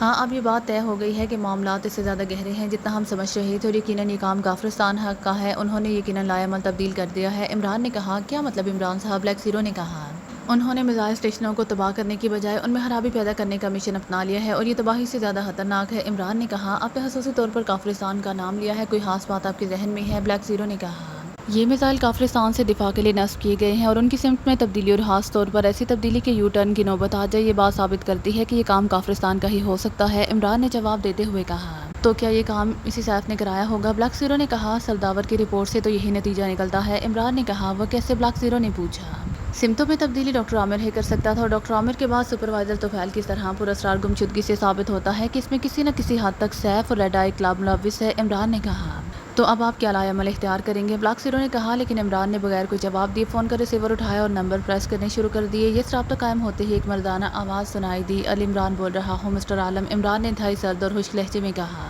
یہ سر حکم فرمائیے۔ دوسری طرف سے چونک کر کہا گیا، مجھے فوری طور پر مسٹر سیف سے بات کرنی ہے، اس کا رابطہ نمبر بتا دیں۔ عمران نے کہا، سوری سر، مجھے تو ان کا نمبر معلوم نہیں ہے، البتہ اتنا معلوم ہے کہ وہ اکریمہ کی ریاست تھیون کے کسی الرجی کے معروف ہسپتال میں داخل ہیں۔ عالم نے جواب دیا، ٹھیک ہے۔ عمران نے کہا، اور کریڈل دبا کر ٹون آنے پر اس نے انکوائری کے نمبر پریس کر دیے۔ Enquiry please. رابطہ قائم ہوتے ہی ایک نسوانی آواز سنائی دی، یہاں سے اکریمہ کا رابطہ نمبر اور اس کی ریاست تھیون کا رابطہ نمبر دے دیں۔ عمران نے کہا، ہولڈ کریں۔ دوسری طرف سے کہا گیا، پھر لائن پر خاموشی طاری ہو گئی۔ ہیلو سر، کیا آپ لائن پر ہیں؟ چند لمحوں بعد انکوائری آپریٹر کی آواز سنائی دی، یس عمران نے کہا، تو دوسری طرف سے نمبر بتا دیے گئے تو عمران نے شکریہ ادا کر کے کریڈل دبایا، پھر ٹون آنے پر نمبر پریس کر دیے۔ Enquiry please. رابطہ قائم ہوتے ہی ایک نسوانی آواز سنائی دی، لیکن لہجہ بتا رہا تھا کہ بولنے والے اکریمین ہے، یہاں تھیون میں الرجی کا کوئی معروف ہسپتال ہے، اس کا نام بھی بتا دے اور فون نمبر بھی۔ عمران نے کہا، البرٹ ہسپتال اس کا نام ہے۔ انکوائری آپریٹر نے کہا، اس کے ساتھ ہی نمبر بتا دیا گیا تو عمران نے ایک بار پھر کریڈل دبایا اور ٹون آنے پر ایک بار پھر نمبر پریس کرنے شروع کر دیے۔ البرٹ ہسپتال۔ رابطہ قائم ہوتے ہی ایک نسوانی آواز سنائی دی، میں پاکیشیا سے عالم بول رہا ہوں، یہاں پاکیشیا کے ایک صاحب جن کا نام سیف ہے داخل ہیں، میں نے ان سے ضروری بات کرنی ہے۔ ہولڈ۔ عمران نے کہا، ہولڈ کریں۔ دوسری طرف سے کہا گیا، پھر لائن پر خاموشی طاری ہو گئی۔ ہیلو سر، چند لمحوں بعد وہی آواز دوبارہ سنائی دی، یس عمران نے کہا، سر اس نام کا کوئی مریض ہمارے ہسپتال میں نہ رجسٹرڈ ہے اور نہ موجود ہے۔ دوسری طرف سے کہا گیا، کیا آپ نے اچھی طرح چیک کر لیا ہے؟ عمران نے کہا، یہ سر میں نے کمپیوٹر سے چیکنگ کی ہے۔ دوسری طرف سے کہا گیا اس کے ساتھ رابطہ ختم ہو گیا تو عمران نے بھی ریسیور رکھ دیا۔ وہ چند لمحے خاموش بیٹھا رہا، پھر اس نے ایک بار پھر ریسیور اٹھایا اور نمبر پریس کرنے شروع کر دیے۔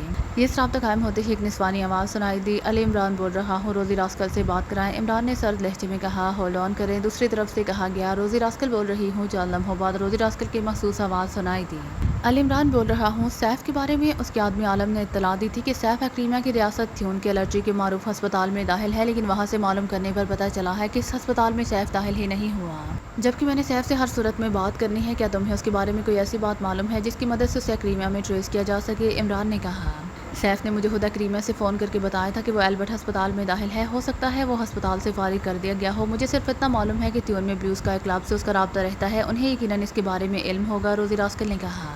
اوکے شکریہ، عمران نے کہا۔ اس نے ایک بار پھر کرڈل دبا کر ٹون آنے پر نمبر پریس کرنے شروع کر دیے، پھر انکوائری سے بلیو اسکائی کلب کا نمبر معلوم کر کے دوبارہ نمبر پریس کر دیے۔ بلیو اسکائی کلب رابطہ قائم ہوتے ہی ایک نسوانی آواز سنائی دی، میں پاکیشیا سے عالم بول رہا ہوں، مسٹر سیف پاکیشیا آتے رہتے ہیں، میں ان کا اسسٹنٹ ہوں، ان سے ایک ایمرجنسی بات کرنی ہے۔ عمران نے لہجہ بدل کر بات کرتے ہوئے کہا، یہ آپ کیا کہہ رہے ہیں مسٹر سیف صاحب؟ تو ایکریمیا آئے ہی نہیں، اگر وہ ایکریمیا آتے تو لازماً ہمیں معلوم ہوتا۔ دوسری طرف سے حیرت بھرے لہجے میں کہا گیا، لیکن مجھے تو انہوں نے کہا تھا کہ وہ ایکریمیا جا رہے ہیں۔ عمران نے عالم کے لہجے میں بات کرتے ہوئے کہا، او پھر وہ کہاں گئے ہوں گے؟ اگر آپ واقعی ان کے اسسٹنٹ ہیں تو لازماً آپ کو معلوم ہوگا۔ دوسری طرف سے کہا گیا، پاکیشیا کا مجھے علم ہے لیکن وہ یہاں نہیں ہے۔ عمران نے پھر کہا، پھر سوری ہمیں معلوم نہیں ہے۔ دوسری طرف سے کہا گیا، اس کے ساتھ ہی رابطہ ختم ہو گیا تو عمران نے ریسیور رکھا اور ٹرانسمیٹر اٹھا کر اس پر ٹائیگر کی فریکوینسی ایڈجسٹ کرنا شروع کر دی۔ Hello hello Ali Imran calling over. Imran نے ٹرانسمیٹر آن کر کے بار بار کال دیتے ہوئے کہا، یس boss tiger attending you over. تھوڑی دیر بعد ٹائیگر کی آواز سنائی دی، ٹائیگر سیف کے اسسٹنٹ عالم کو اغوا کر کے رانا ہاؤس پہنچا سکتے ہو اوور۔ عمران نے سرد لہجے میں کہا، یس پاس اوور۔ دوسری طرف سے مختصر الفاظ میں جواب دیا گیا، اکیلے یہ کام کر لو گے یا جوانا کو ساتھ بھجوا دوں اوور؟ عمران نے کہا، بھجوا دیں تو زیادہ آسانی سے کام ہو جائے گا اوور۔ ٹائیگر نے جواب دیا، اوکے تم ریڈ آئی کلب پہنچو، میں جوانا کو وہاں بھجوا دیتا ہوں اوور اینڈ آل۔ عمران نے کہا اور ٹرانسمیٹر آف کر کے فون کا ریسیور اٹھایا اور نمبر پریس کرنے شروع کر دیے۔ رانا ہاؤس رابطہ قائم ہوتے ہی جوزف کی آواز سنائی دی، علی عمران بول رہا ہوں، جوزف جوانا سے بات کراؤ۔ عمران نے سنجیدہ لہجے میں کہا، یس پاس۔ دوسری طرف سے کہا گیا، ہیلو ماسٹر میں جوانا بول رہا ہوں۔ چند لمحوں بعد جوانا کی آواز سنائی دی، جوانا تم کار لے کر ریڈ آئی کلب کے سامنے پہنچ جاؤ، ٹائیگر وہاں موجود ہوگا، تم دونوں نے اس کلب کے تہھانوں میں موجود ایک آدمی عالم کو اٹھا کر رانا ہاؤس لانا ہے۔ عمران نے کہا، یس ماسٹر۔ جوانا نے جواب دیا، اور سنو غیر ضروری قتل و غارت کی ضرورت نہیں ہے۔ عمران نے کہا، حکم کی تعمیل ہوگی ماسٹر۔ جوانا نے جواب دیا، جوزف کو ریسیور دو۔ عمران نے کہا، یس پاس۔ چند لمحوں بعد جوزف کی آواز سنائی دی، جوزف جب جوانا اور ٹائیگر مطلوب آدمی کو لے آئے تو تم نے مجھے دانش منزل کال کر کے اطلاع دینی ہے۔ عمران نے کہا، یس پاس۔ دوسری طرف سے کہا گیا تو عمران نے ریسیور رکھ دیا، آپ نے اچھا کیا کہ جوانا کو تنبیہ کر دی ہے کہ وہ بغیر ضرورت کے قتل و غارت نہ کرے، ورنہ اس کا ہاتھ تو بے حد کھلا ہے۔ بلیک زیرو نے کہا، اب بھی کم لوگ ہلاک نہیں ہوں گے کیونکہ فوری اور غیر ضروری کا فیصلہ اس نے کرنا ہے۔ عمران نے مسکراتے ہوئے کہا تو بلیک زیرو بھی بے اختیار ہنس پڑا۔ عمران صاحب، سیف کا معاملہ زیادہ گہرا اور پیچیدہ ہوتا جا رہا ہے، بلیک زیرو نے چند لمحوں کی خاموشی کے بعد کہا۔ ہاں، عمران نے مختصر سا جواب دیا تو بلیک زیرو بھی بجائے فون کوئی بات کرنے کے خاموش ہو گیا۔ پھر تقریباً 1.5 گھنٹے بعد فون کی گھنٹی بج اٹھی تو عمران نے ریسیور اٹھا لیا۔ X to. عمران نے مخصوص لہجے میں کہا، رانا ہاؤس سے جوزف بول رہا ہوں، جناب باس جہاں بھی ہوں انہیں اطلاع دے دیں کہ ان کا مطلوب آدمی رانا ہاؤس پہنچ چکا ہے۔ دوسری طرف سے جوزف نے انتہائی مؤدبانہ لہجے میں کہا، اس کے ساتھ ہی رابطہ ختم ہو گیا تو عمران نے ریسیور رکھ دیا۔ جوزف کو اس قدر احتیاط کی کیا ضرورت تھی جبکہ آپ نے خود اسے دانش منزل کال کرنے کا کہا تھا؟ بلیک زیرو نے کہا تو عمران بے اختیار ہنس پڑا۔ وہ مجھ سے بھی زیادہ محتاط رہنے کا عادی ہے، مجھے معلوم تھا کہ جب میں نے دانش منزل کا نام لیا تھا اس وقت جوانا ان کے پاس ہوگا، کیونکہ جوانا کو جیسے ہی مشن کے لیے کہا گیا وہ فوراً دوڑ پڑے گا، اور اب چونکہ ٹائیگر اور جوانا اس کے قریب ہی کہیں موجود ہوں گے اسی لیے اس نے اس انداز میں بات کی ہے۔ عمران نے وضاحت کرتے ہوئے کہا تو بلیک زیرو بے اختیار اس بات میں سر ہلا گیا۔ اس کے ساتھ عمران اٹھ کر کھڑا ہو گیا تو احتراماً بلیک زیرو بھی اٹھ کر کھڑا ہو گیا۔ یہ ٹائیگر کا استاد سیف کے پیچھے کیوں پڑ گیا ہے؟ روزی راسکل نے فون کا ریسیور رکھ کر بڑبڑاتے ہوئے کہا۔ اس نے ابھی عمران کا فون اٹینڈ کیا تھا جس میں عمران نے اس سے ایکریمیا کے البرٹ ہسپتال میں سیف کے عدم موجودگی کا بتا کر اسے پوچھا تھا کہ وہ اس کے علاوہ کہاں ہو سکتا ہے، جس پر روزی راسکل نے اسے بلیو اسکائی کلب کے بارے میں بتا دیا تھا، لیکن ریسیور رکھ کر وہ اس سوچ میں پڑ گئی تھی کہ سیف نے آخر ایسا کیا کام کیا ہے کہ عمران اس کے پیچھے ہاتھ دھو کر پڑ گیا ہے۔ وہ سیف کو بڑے طویل عرصے سے جانتی تھی اور یہ بھی حقیقت تھی کہ جب سے سیف ایکریمیا سے یہاں آیا تھا تو اس وقت روزی راسکل نے واقعی اس کی مدد کی تھی، جس کی بنا پر سیف اس کا بے حد مداح تھا، اور روزی راسکل اکثر سیف کے کلب میں بھی آتی جاتی رہتی تھی، لیکن اسے صرف اتنا معلوم تھا کہ سیف منشیات کے بین الاقوامی دندے میں ملوث ہے، اور یہ بات بھی وہ اچھی طرح جانتی تھی کہ عمران جیسے شخص صرف منشیات کی وجہ سے اس طرح اس کے پیچھے نہیں پڑ سکتا۔ اسی لیے اس نے فیصلہ کیا تھا کہ وہ خود سیف سے پوچھ لیتا کہ اگر واقعی اس نے کوئی غلطی کی ہے تو اسے ٹائیگر کے استاد سے معافی دلا سکے۔ یہی سوچ کر اس نے ریسیور اٹھایا اور اس کے نیچے موجود ایک بٹن پریس کر کے اس نے اسے ڈائریکٹ کیا، پھر نمبر پریس کرنے شروع کر دیے۔ یس۔ دوسری طرف سے مردانہ آواز سنائی دی، روزی راسکل بول رہی ہوں۔ روزی راسکل نے تحکمانہ لہجے میں کہا، یس میڈم، میں عالم بول رہا ہوں۔ دوسری طرف سے کہا گیا، عالم، یہ تمہارے باس نے ایسا کیا کام کیا ہے کہ عمران اس کے پیچھے پڑ گیا ہے؟ روزی راسکل نے کہا، مجھے تو معلوم نہیں میڈم، ویسے میرے علم میں تو باس کی ایسی کوئی بات نہیں آئی جس پر عمران جیسا شخص دلچسپی لے سکے، عالم نے جواب دیا۔ سیف نے مجھے بتایا تھا کہ وہ اکریمہ کے الرجی ہسپتال میں داخل ہے، جبکہ عمران نے بھی فون کر کے بتایا ہے کہ اس نے چیکنگ کر لی ہے کہ سیف وہاں داخل ہی نہیں ہوا۔ اس نے مجھ سے کوئی اور جگہ پوچھی جہاں سیف سے رابطہ ہو سکے، تو میں نے اسکائی کلب کے بارے میں بتا دیا، لیکن کیا واقعی سیف اکریمہ نہیں گیا؟ روزی راسکل نے پوچھا۔ مجھے تو یہی معلوم ہے کہ باس اکریمہ علاج کرانے گئے ہیں، باس نے خود فون کر کے بتایا تھا، عالم نے کہا۔ ایسا تو نہیں کہ وہ یہاں موجود ہو اور اس نے صرف کہا ہو کہ وہ اکریمہ جا رہا ہے؟ روزی راسکل نے کہا، یہاں باس ہوتے تو مجھے ضرور معلوم ہوتا، عالم نے کہا۔ ٹھیک ہے، روزی راسکل نے کہا اور کریڈل دبا دیا۔ اس کے چہرے پر ہلکے سے کھچاؤ کے تاثرات ابھر آئے تھے، کیونکہ اس نے محسوس کر لیا تھا کہ عالم اس سے کچھ چھپا رہا ہے۔ اس نے کریڈل سے ہاتھ اٹھایا اور تیزی سے نمبر پریس کرنے شروع کر دیے۔ گرینڈ ہوٹل رابطہ قائم ہوتے ہی ایک نسوانی آواز سنائی دی، کوئن سے بات کرائے، میں روزی راسکل بول رہی ہوں۔ روزی راسکل نے سخت لہجے میں کہا، ہولڈ آن کریں۔ دوسری طرف سے کہا گیا، ہلو کوئن بول رہی ہوں۔ چند لمحوں بعد ایک نسوانی آواز سنائی دی، روزی راسکل بول رہی ہوں۔ کوئن، تم یہاں ڈیوٹی دے رہی ہو کیا؟ سیف کو اکیلا چھوڑ آئی ہو فلیٹ پر؟ روزی راسکل نے مسکراتے ہوئے کہا، ارے تمہیں کیسے پتہ چلا کہ سیف میرے فلیٹ پر ہے؟ سیف نے تو کہا تھا کہ اس نے اپنے نائب عالم کو بھی نہیں بتایا کہ وہ یہاں ہے، کوئن نے انتہائی مسرت بھرے لہجے میں کہا۔ تو روزی راسکل کا چہرہ مسرت سے کھل اٹھا، کیونکہ اس نے ویسے ہی اندھیرے میں تیر چلایا تھا۔ روزی راسکل سے کوئی چیز نہیں چھپ سکتی، روزی راسکل نے فاخرانہ لہجے میں کہا۔ میں تو ہوٹل سے چھٹی لینا چاہتی تھی، لیکن اس نے خود مجھے یہاں بھیج دیا، اس کا کہنا تھا کہ کوئی خلاف معمول بات نہ ہو، کوئن نے کہا۔ اوکے ٹھیک ہے، اب جب اس کے پاس جاؤ تو اسے کہنا کہ وہ مجھ سے بات کرے، روزی راسکل نے کہا۔ ٹھیک ہے، میں کہہ دوں گی، کوئن نے کہا۔ تو روزی راسکل نے کریڈل دبایا، پھر ٹون آنے پر اس نے دوبارہ نمبر پریس کرنے شروع کر دیے۔ اسے کوئن کے لگژری فلیٹ کا نمبر معلوم تھا، کیونکہ کوئن اس کی گہری دوست تھی۔ اس نے جان بوجھ کر کوئن کو یہ نہیں بتایا تھا کہ وہ سیف کو خود فون کرنے والی ہے، ایسا اس نے اسی لیے کیا تھا کہ کوئن اس سے پہلے سیف کو فون نہ کر دے۔ وہ کوئن کی طرح سیف کو بھی سرپرائز دینا چاہتی تھی۔ دوسری طرف گھنٹی بجتی رہی، لیکن کسی نے ریسیور نہ اٹھایا، تو روزی راسکل نے ریسیور رکھ دیا۔ وہ سمجھ گئی کہ سیف جان بوجھ کر ریسیور نہیں اٹھا رہا تاکہ یہ تاثر دیا جا سکے کہ فلیٹ میں کوئی نہیں ہے۔ اب اسے کیسے رابطہ کیا جائے، روزی راسکل نے بڑبڑاتے ہوئے کہا۔ پھر اچانک ایک خیال کے تحت وہ کرسی سے اٹھی اور تیز تیز قدم اٹھاتی بیرونی دروازے کی طرف بڑھتی چلی گئی۔ اس نے خود فلیٹ پر جانے اور سیف سے بات کرنے کا فیصلہ کر لیا تھا، تاکہ اسے یہ باور کرا سکے کہ وہ چاہے پتال میں ہی کیوں نہ چھپ جائے، روزی راسکل اسے ٹریس کر سکتی ہے۔ اس نے چونکہ حال ہی میں نئی کار خریدی تھی، اس لیے اس کی کار تیزی سے ہنی مون پلازا کی طرف بڑھی چلی جا رہی تھی، جس میں کوئن کا فلیٹ تھا۔ وہ چونکہ کئی بار اس فلیٹ پر جا چکی تھی، اسی لیے وہ اطمینان سے کار چلاتی ہوئی آگے بڑھی چلی جا رہی تھی۔ پھر تھوڑی دیر بعد وہ فلیٹ کے دروازے پر موجود تھی، دروازہ بند تھا۔ روزی راسکل نے کال بیل کا بٹن دبایا تو کٹاک کی آواز سنائی دی، اور چونکہ وہ کئی بار پہلے بھی یہاں آ چکی تھی، اسی لیے اسے معلوم تھا کہ یہاں ڈور فون سسٹم لگا ہوا ہے، اور کٹاک کی آواز سے بیرونی مائک آن ہو جاتا تھا اور آنے والا ہوتی اپنے بارے میں بتا دیتا ہے۔ میں روزی راسکل ہوں سیف، میری کوئن سے بات ہو چکی ہے، اس نے بتایا ہے کہ تم یہاں ہو، چونکہ تم نے یہاں فون کال اٹینڈ نہیں کی، اسی لیے میں خود آئی ہوں، تم سے تمہارے فائدے کی بات کرنی ہے، روزی راسکل نے اونچی آواز میں کہا۔ کیا تم اکیلی ہو؟ کٹاک کی آواز کے ساتھ ہی سیف کی آواز سنائی دی۔ ہاں، اور کون میرے ساتھ ہو سکتا ہے، روزی راسکل نے حیرت بھرے لہجے میں کہا۔ اوکے، میں دروازہ کھول رہا ہوں، سیف کی آواز سنائی دی، اور اس کے ساتھ ہی کٹاک کی آواز کے ساتھ مائک آف ہو گیا۔ چند لمحوں بعد دروازہ کھلا تو دروازے پر ایک اکریمین موجود تھا۔ روزی راسکل اسے دیکھ کر چونک پڑی۔ تم کون ہو؟ روزی راسکل نے حیرت بھرے لہجے میں کہا۔ میں سیف ہوں، اندر آ جاؤ، اس آدمی نے ایک طرف ہٹتے ہوئے کہا۔ تم نے باقاعدہ میک اپ کر رکھا ہے، کیا مطلب؟ کیوں تم اس طرح چھپے ہوئے ہو؟ اس کا مطلب ہے کہ تم نے واقعی کوئی ایسی حرکت کی ہے جو ملکی سلامتی کے خلاف ہے، اسی لیے تو ٹائیگر کا استاد عمران تمہارے خلاف حرکت میں ہے، روزی راسکل نے اندر داخل ہوتے ہوئے قدرے غصیلے لہجے میں کہا۔ میں نے کیا کرنا ہے؟ تمہیں تو معلوم ہے کہ میں منشیات کا دھندا کرتا ہوں، اسی سلسلے میں مجھے میک اپ کر کے یہاں چھپنا پڑا ہے، لیکن تم میرے بارے میں کیوں پوچھ رہی ہو اور یہاں بھی آ گئی ہو؟ سیف نے کہا۔ وہ ٹائیگر کا استاد علی عمران تمہیں تلاش کر رہا ہے، تم نے عالم کو بتایا کہ تم اکریمہ کے ہسپتال جا رہے ہو، اس عمران نے وہاں سے معلوم کرایا تو تم وہاں گئے ہی نہیں تھے، اس نے مجھے فون کر کے پوچھا تو میں نے بلو اسکائی کلب کا نام لے دیا، لیکن مجھے شک پڑ گیا کہ تم یہاں ہو، اور پھر میں نے کوئن سے بات کی تو اس نے تمہاری یہاں موجودگی کنفرم کر دی۔ اور سنو، اگر تم نے پاکیزہ کے مفاد کے خلاف کوئی کام کیا ہے تو مجھے بتا دو، میں عمران سے تمہاری سفارش کر دوں گی، ورنہ تم پتال میں بھی چھپ جاؤ، پھر وہ تمہیں تلاش کر لے گا، روزی راسکل نے کہا۔ او نہیں، میں نے ایسا کوئی کام نہیں کیا، میں خود عالم سے بات کرتا ہوں، سیف نے کہا۔ اس کے ساتھ اس نے فون کا ریسیور اٹھا کر نمبر پریس کرنے شروع کر دیے۔ یہ راٹھور بول رہا ہوں، دوسری طرف سے ایک مردانہ آواز سنائی دی۔ سیف بول رہا ہوں، اکریمہ سے عالم کہاں ہے؟ تم نے کال کیوں ریسیو کی ہے؟ سیف نے چیخ کر کہا۔ او باس، یہاں عجیب واردات ہوئی ہے، باس عالم کو ان کے آفس سے اغوا کر لیا گیا ہے، اور ہمارے 10 افراد جو خفیہ راستے پر موجود تھے ہلاک کر دیے گئے ہیں، اور اب تک جو معلومات ملی ہیں ان کے مطابق اغوا کرنے والوں میں ایک دیو ہیکل اکریمین حبشی تھا، جبکہ دوسرا مقامی آدمی تھا، راٹھور نے جواب دیتے ہوئے کہا۔ اسے تلاش کراؤ، سیف نے کہا اور ریسیور رکھ دیا۔ اکریمین حبشی کا مطلب ہے کہ یہ اغوا علی عمران نے کرایا ہے، اس کے پاس ایک اکریمین حبشی موجود ہے جس کا نام جوانا ہے، روزی راسکل نے ہونٹ چباتے ہوئے کہا۔ اچھا، اس کا مطلب ہے کہ مجھے میک اپ ختم کر کے اب تمہارے ساتھ اس عمران کے پاس جانا چاہیے، میں نہیں چاہتا کہ وہ میرے ساتھیوں کو تنگ کرے، تم ٹھہرو، میں آ رہا ہوں، سیف نے کہا۔ یہی تمہارے حق میں بہتر ہے، روزی راسکل نے اطمینان بھرے لہجے میں کہا تو سیف تیزی سے اٹھ کر دوسرے کمرے میں چلا گیا۔ تھوڑی دیر بعد وہ واپس آیا تو وہ سیاہ کریمین میک اپ میں تھا۔ تم نے میک اپ صاف نہیں کیا، روزی راسکل نے چونک کر کہا۔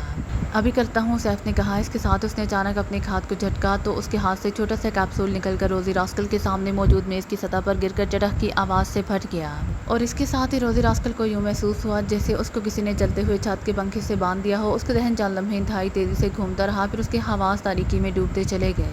کتنے ضروری آدمی ہلاک کیے ہیں؟ عمران نے رانا ہاؤس پہنچتے ہی جوانا سے مخاطب ہو کر کہا۔ صرف 10 افراد، جوانا نے جواب دیا تو عمران بے اختیار ہنس پڑا۔ اور غیر ضروری؟ عمران نے کہا۔ ایک بھی نہیں، کیونکہ آپ نے منع کر دیا تھا، جوانا نے بڑے فرمانبردار لہجے میں کہا تو عمران ایک بار پھر ہنس پڑا۔ ٹائیگر کہاں ہے؟ عمران نے بلیک روم کی طرف بڑھتے ہوئے کہا۔ وہ بلیک روم میں ہے جوزف کے ساتھ، جوانا نے کہا، اور عمران نے اس بات میں سر ہلا دیا۔ پھر وہ دونوں بلیک روم میں داخل ہوئے تو ٹائیگر اور جوزف وہاں موجود تھے، اور سامنے کرسی پر ایک لمبے قد اور بھاری جسم کا آدمی بے ہوشی کے عالم میں رورس میں جکڑا ہوا موجود تھا۔ یہی عالم ہے؟ عمران نے کرسی پر بیٹھتے ہوئے ٹائیگر سے پوچھا۔ یس پاس، ہم خفیہ راستے سے اندر گئے، لیکن اس تک پہنچنے میں 10 افراد گھائل ہو رہے تھے، انہیں ہلاک کر دیا گیا اور ہم اسے بے ہوش کر کے یہاں لے آئے ہیں، ٹائیگر نے کہا۔ کیسے بے ہوش کیا ہے اسے؟ عمران نے پوچھا۔ سر پر چوٹ لگا کر باز، ٹائیگر نے جواب دیا۔ جوزف اسے ہوش میں لے کر آؤ، عمران نے کہا تو جوزف نے آگے بڑھ کر اپنے ایک ہاتھ سے اس آدمی کا ناک اور منہ بند کر دیا۔ چند لمحوں بعد اس آدمی کے جسم میں حرکت کے تاثرات نمودار ہونے لگے تو جوزف نے ہاتھ ہٹایا اور پیچھے ہٹ کر ایک بار پھر عمران کی کرسی کے پیچھے آ کر کھڑا ہو گیا۔ چند لمحوں بعد اس آدمی نے کراہتے ہوئے آنکھیں کھول دیں۔ اس کے ساتھ ہی اس نے لاشعوری طور پر اٹھنے کی کوشش کی، لیکن ظاہر ہے رورس میں جکڑے ہونے کی وجہ سے وہ صرف کسمسا کر ہی رہ گیا تھا۔ اس کے چہرے پر انتہائی حیرت اور قدرے خوف کے تاثرات ابھر آئے تھے۔ آپ کیا مطلب؟ میں کہاں ہوں؟ اس آدمی نے کہا۔ تم مجھے جانتے ہو؟ عمران نے پوچھا۔ ہاں، آپ علی عمران ہیں، سپر فیاض کے دوست، اور یہ ٹائیگر ہے۔ یہ سب کیا ہے اور میں کہاں ہوں؟ اس آدمی نے جواب دیا۔ تمہارا نام عالم ہے اور تم ریڈ آئی کلب کے تہھانوں میں کام کرتے ہو اور سیف کے آدمی ہو، عمران نے کہا۔ ہاں، عالم نے جواب دیا۔ تم نے بتایا تھا کہ سیف کریمیا میں الرجی ہسپتال میں داخل ہے، جبکہ تم وہاں سے سرے سے وہ داخل ہوا ہی نہیں، اس لیے اب تم بتاؤ گے کہ وہ کہاں ہے؟ عمران نے سرد لہجے میں کہا۔ مجھے تو باز سے یہی بتایا تھا کہ وہ کریمیا جا رہا ہے، مجھے مزید تو معلوم نہیں ہے، عالم نے جواب دیا تو عمران بے اختیار چونک پڑا، کیونکہ وہ عالم کے لہجے سے ہی سمجھ گیا تھا کہ وہ سچ بول رہا ہے۔ تمہارا باز بلیک میلنگ کا دھندا بھی کرتا ہے؟ عمران نے پوچھا۔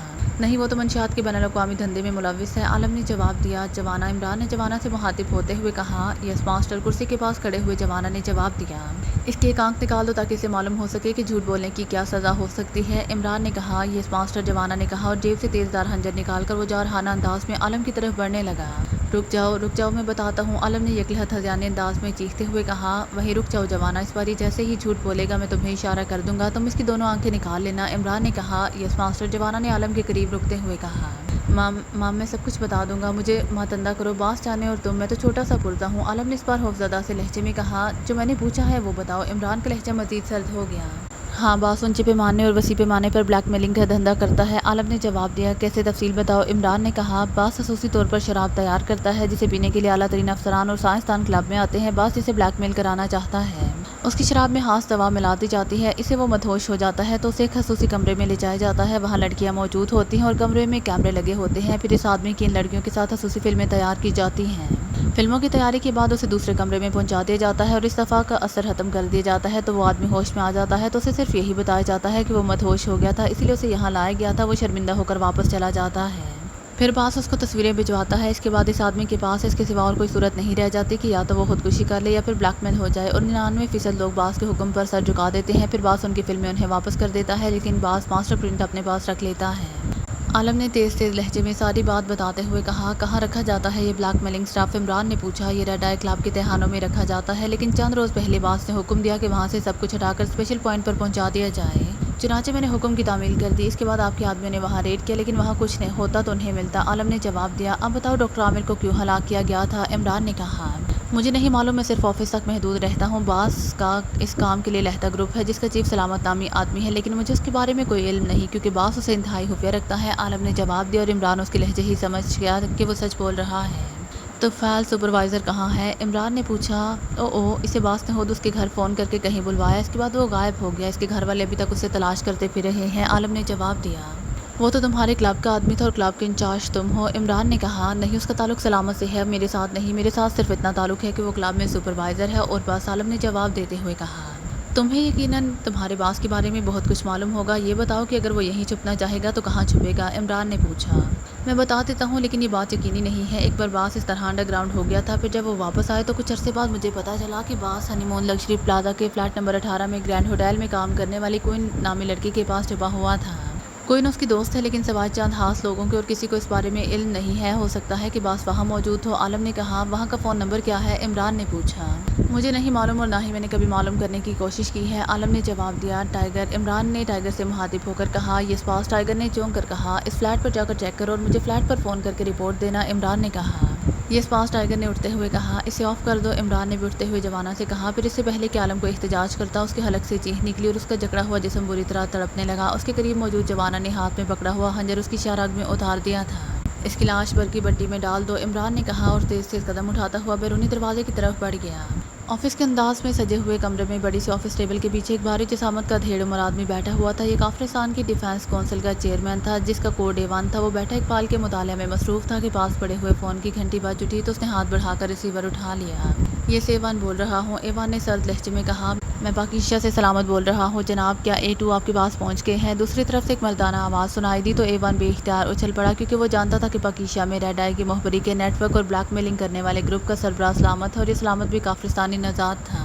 لیکن بظاہر مسلمان تھا، اس کا اصل نام گوراجا تھا، لیکن اس نے اپنا فرضی نام سلامت رکھا ہوا تھا۔ یہ آدمی کافرستانی ملٹری انٹیلیجنس سے متعلق رہا تھا۔ اب اسے وہاں سے نکال کر سیف کے پاس پاکیزہ بھجوایا گیا تھا۔ سیف کے تمام ایسے کاموں کا عملی انچارج سلامت تھا، جس کا مین آفس بھی علیحدہ تھا اور گروپ بھی۔ اس کا صرف فون پر سیف سے رابطہ رہتا تھا۔ سلامت کو صرف اتنی اجازت تھی کہ کسی ٹاپ ایمرجنسی کی صورت میں وہ A1 کو براہ راست کال کر سکتا تھا۔ یہی وجہ تھی کہ سلامت کی کال ملتے ہی A1 بری طرح چونک پڑا تھا۔ کیا کہہ رہے ہو؟ A2 تو پاکیزہ میں ہے، A1 نے کہا۔ وہ انڈر گراؤنڈ ہو گئے تھے، لیکن پھر وہاں سے بھی غائب ہو گئے ہیں، اسی لیے میں نے سوچا کہ شاید وہ کافرستان آ گئے ہوں، سلامت نے جواب دیا۔ کیا ہوا ہے آخر؟ A1 نے تیز لہجے میں پوچھا۔ ڈاکٹر عامر کی ہلاکت اور سپروائزر طفیل کی گمشدگی کے بعد اچانک پاکیزہ سیکرٹ سروس کا خطرناک ترین ایجنٹ علی عمران حرکت میں آ گیا، جس پر A2 نے کلب سے تمام blackmailing staff special point پر پہنچا دیا۔ لیکن ابھی مجھے اطلاع ملی ہے کہ کلب میں A2 کے نائب عالم کو اس کے آفس سے اغوا کر لیا گیا ہے، اور اغوا کرنے والوں کے بارے میں جو کچھ پتہ چلا ہے، اس سے بھی یہی بات سامنے آئی ہے کہ یہ اغوا اسے عمران کے آدمیوں نے کیا ہے۔ پھر اسپیشل پوائنٹ پر ریڈ ہوا اور وہاں موجود 4 آدمیوں کو ہلاک کر دیا گیا، اور وہاں سے تمام بلیک میلنگ سٹاف اٹھا لیا گیا ہے۔ باس اکریمیہ بھی نہیں گئے، وہ اپنے دوست کوئن کے فلیٹ پر چھپے ہوئے تھے۔ کوئن ایک ہوٹل میں ملازمت کرتی ہے، وہ باس کو فلیٹ پر چھوڑ کر ہوٹل چلی گئی۔ جب وہ واپس آئی تو فلیٹ خالی تھا، باس جا چکے تھے۔ میں نے کوئن سے فون کر کے معلوم کیا ہے، اس نے مجھے بتایا ہے کہ وہ باس کو چھوڑ کر ہوٹل گئی تھی، پھر واپسی پر باس غائب تھے، اسی لیے میں نے سوچا کہ شاید وہ کافرستان آ گئے ہوں، سلامت نے تفصیل بتاتے ہوئے کہا۔ اس کا مطلب ہے کہ کوئی ایسی بات ہوئی ہے جس سے پاکیزہ سیکرٹ سروس چونک پڑی ہے، ورنہ پہلے بھی تو طویل عرصے سے کام ہو رہا تھا اور کوئی نہ چونکا تھا، A1 نے کہا۔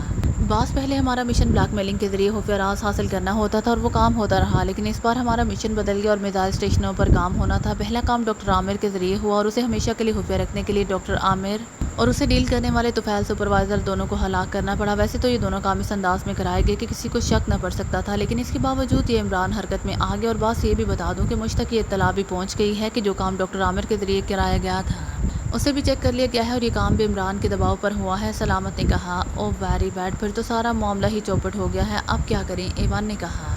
میں نے فوری طور پر تمام کام سمیٹ دیا ہے، اب فوری طور پر کوئی کام نہیں ہو سکتا۔ ویسے بھی بلیک میلنگ سٹاف حکومت کے پاس پہنچ گیا ہے، اور ڈاکٹر عامر کے ذریعے ہونے والے کام کی چیکنگ کے بعد یقیناً اب تمام اسٹیشنوں کی چیکنگ ہوگی، اور ریڈ آئی کلب میں خصوصی طور پر بنائی جانے والی شراب بھی بند کر دی گئی ہے، اسی لیے اب اس ذریعے سے کام آگے نہیں بڑھ سکتا، سلامت نے کہا۔ تم ایسا کرو کہ سب کچھ سمیٹ کر فی الحال خاموش رہو جب تک معاملات نیا رخ نہ اختیار کر لیں، A1 نے کہا۔ یس سر، سلامت نے جواب دیا تو A1 نے ریسیور رکھ دیا۔ اب اس نے ریسیور رکھا ہی تھا کہ فون کی گھنٹی ایک بار پھر بج اٹھی تو A1 نے ریسیور اٹھا لیا۔ یس A1 بول رہا ہوں، A1 نے کہا۔ A2 بول رہا ہوں، دوسری طرف سے سیف کی آواز سنائی دی تو A1 چونک پڑا۔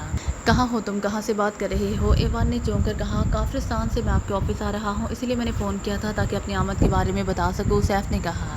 ابھی سلامت کا فون آیا تھا، وہ تمہارے بارے میں پوچھ رہا تھا، میری اس سے تفصیلی بات ہوئی ہے، تم فوراً آفس آ جاؤ تاکہ اس معاملے کو مزید ڈسکس کر کے صدر صاحب کو رپورٹ دی جا سکے، A1 نے کہا۔ میں آ رہا ہوں، سیف نے کہا، اور اس کے ساتھ ہی رابطہ ختم ہو گیا تو A1 نے ریسیور رکھ دیا۔ اس کی پیشانی پر بے شمار شکنیں ابھر آئی تھی، کیونکہ ایک لحاظ سے سارا مشن ہی ناکام ہو چکا تھا۔ وہ اب سوچ رہا تھا کہ صدر صاحب سے کیسے بات کی جائے، لیکن وہ پہلے سیف سے تفصیلی ڈسکس کر لینا چاہتا تھا، کیونکہ سلامت بہرحال نائب تھا، اصل حالات کا علم سیف کو ہی ہو سکتا تھا۔ پھر تھوڑی دیر بعد دروازہ کھلا اور سیف اندر داخل ہوا۔ اس نے مؤدبانہ انداز میں سلام کیا اور کرسی پر بیٹھ گیا۔ ہمارا مشن مکمل طور پر ناکام ہو گیا ہے سیف، A1 نے کہا۔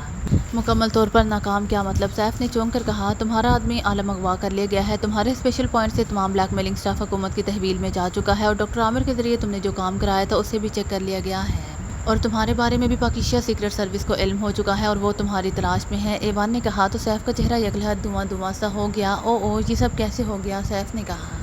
میں نے تمہیں پہلے بتایا ہے کہ سلامت کا فون آیا تھا اور یہ ساری تفصیل اسی نے بتائی ہے. اسی نے مجھے عمران کا بتایا ہے، لیکن اصل بات یہ ہے کہ عمران تمہارے پیچھے لگا کیسے؟ ایوان نے کہا. یہی تو پتہ نہیں چل سکا. سیف نے کہا.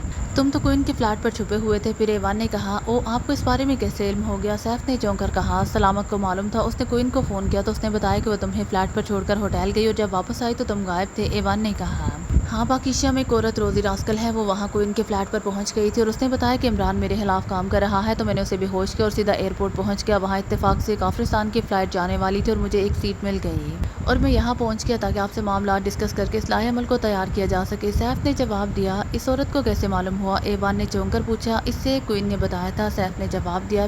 پھر اس عورت کو ہلاک کر دیا تم نے یا نہیں؟ ایوان نے کہا. نہیں جناب، زیادہ قتل و غارت ہمارے لیے نقصان دہ ہو سکتی ہے. پہلے بھی عامر کی ہلاکت ہمارے گلے پڑ گئی ہے. سیف نے جواب دیتے ہوئے کہا. ٹھیک ہے، اب کیا لائے عمل طے کیا جائے؟ مجھے تو لگتا ہے کہ صدر صاحب نے ہم دونوں کو ہی عہدوں سے ہٹا دینا ہے. ایوان نے کہا. وہ کیوں؟ ایسے کاموں میں تو ایسا ہوتا رہتا ہے. ہم کچھ عرصے بعد دوبارہ کام کا آغاز کر سکتے ہیں. پاکیشیا سیکرٹ سروس ساری عمر تو ہمارے پیچھے نہیں بھاگ سکتی. سیف نے کہا. تو ایوان نے فون کا ریسیور اٹھایا اور فون پہ اس کے نیچے لگا ہوا بٹن پریس کر دیا. یہ سر، دوسری طرف سے ایک نسوانی آواز سنائی دی. صدر صاحب سے میری بات کراؤ. ایوان نے کہا. یہ سر، دوسری طرف سے کہا گیا. تو ایوان نے ریسیور رکھ دیا. کچھ دیر بعد گھنٹی باز اٹھی تو ایوان نے دوبارہ ریسیور اٹھا لیا. یس، ایوان نے کہا. جناب، صدر صاحب شانتی نگر کے دورے پر ہیں. ان کی واپسی 2 روز بعد ہونی ہے، تب ہی بات ہو سکتی ہے. دوسری طرف سے کہا گیا. او اچھا، ایوان نے کہا اور ریسیور رکھ دیا. میں نے سلامت کو حکم دے دیا ہے کہ وہ سب کچھ سمیٹ کر واپس آ جائے. میں اب صدر صاحب سے خود مل کر تمام تفصیل سے انہیں آگاہ کر دوں گا. پھر نئے سرے سے کوئی لائحہ عمل طے کیا جائے گا اور تم بھی اپنے اصل چہروں میں یہاں مت رہو. یہاں پاکیشیا سیکرٹ سروس کے ایجنٹ اور مخبر موجود ہوں گے. ایسا نہ ہو کہ وہ یہاں سے اغوا کر کے تمہیں لے جائیں. ایوان نے کہا. ٹھیک ہے، میں میک اپ کر لوں گا، لیکن پاکیشیا میں میرا کلب ہے، اس کا کیا ہوگا؟ سیف نے کہا.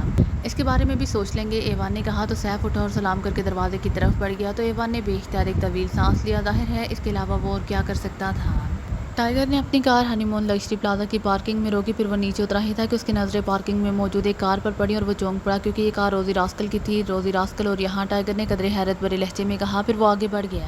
فلیٹ نمبر 18 کا دروازہ بند تھا. اس نے دروازے پر موجود کال بیل کا بٹن پریس کر دیا. کٹاک کی ہلکی سی آواز سنائی دی، لیکن اندر سے کوئی آواز نہ آئی. تو اس نے جیب سے ماسٹر کی نکالی اور چند لمحوں بعد وہ لاک کھولنے میں کامیاب ہو گیا تھا. اس نے دروازہ کھولا اور تیزی سے اندر داخل ہوا ہی تھا کہ بے اختیار اچھل پڑا، کیونکہ وہاں روزی راسکل فرش پر بے ہوش پڑی ہوئی تھی. اس کے ساتھ اس کی ناک سے ناگوار سی بو ٹکرائی. گو بو بے حد ہلکی تھی، لیکن پھر بھی بو سے محسوس ہو گئی تھی اور یہ محسوس ہوتے ہی وہ سمجھ گیا کہ یہاں بے ہوش کر دینے والی گیس فائر کی گئی ہے.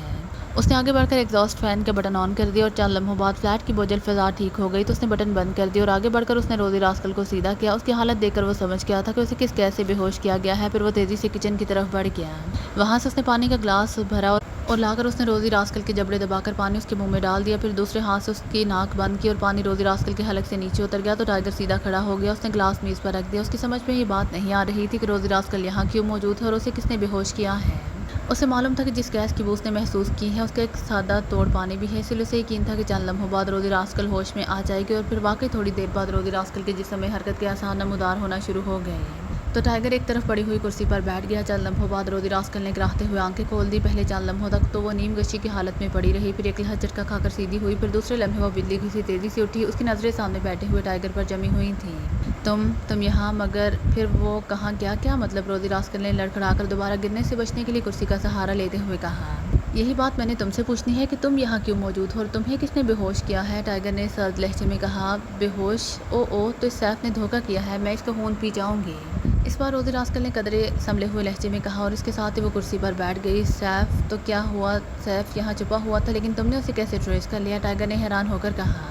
تمہارے استاد نے مجھے فون کیا تھا کہ سیف ایکریما کے ہسپتال میں داخل ہی نہیں ہوا. اس کا کوئی دوسرا پتہ بتاؤ. میں نے اسے بلو اسکائی کلب کا پتہ بتا دیا، لیکن میں نے سوچا کہ سیف کو میں خود ٹریس کروں. میں نے سیف کی دوست کوئن کو اس کے ہوٹل فون کیا تو اس نے بتایا کہ سیف اس کے فلیٹ پر ہے. تو میں یہاں آ گئی تاکہ اسے معلوم کر سکوں کہ اس نے ایسی کیا حرکت کی ہے جس کی وجہ سے تمہارا استاد اس کے پیچھے لگ گیا ہے. وہ یہاں ایکریمن میک اپ میں موجود تھا، لیکن اسے کچھ بتانے کے بجائے یہاں میز پر کوئی کیپسول مارا اور میں بے ہوش ہو گئی. اب ہوش آیا ہے تو تم سامنے موجود ہو. روزی راسکل نے تفصیل بتاتے ہوئے کہا. تمہیں خود کارروائی کرنے کے بجائے مجھے بتانا چاہیے تھا یا عمران صاحب کو؟ ٹائیگر نے غصیلے لہجے میں کہا.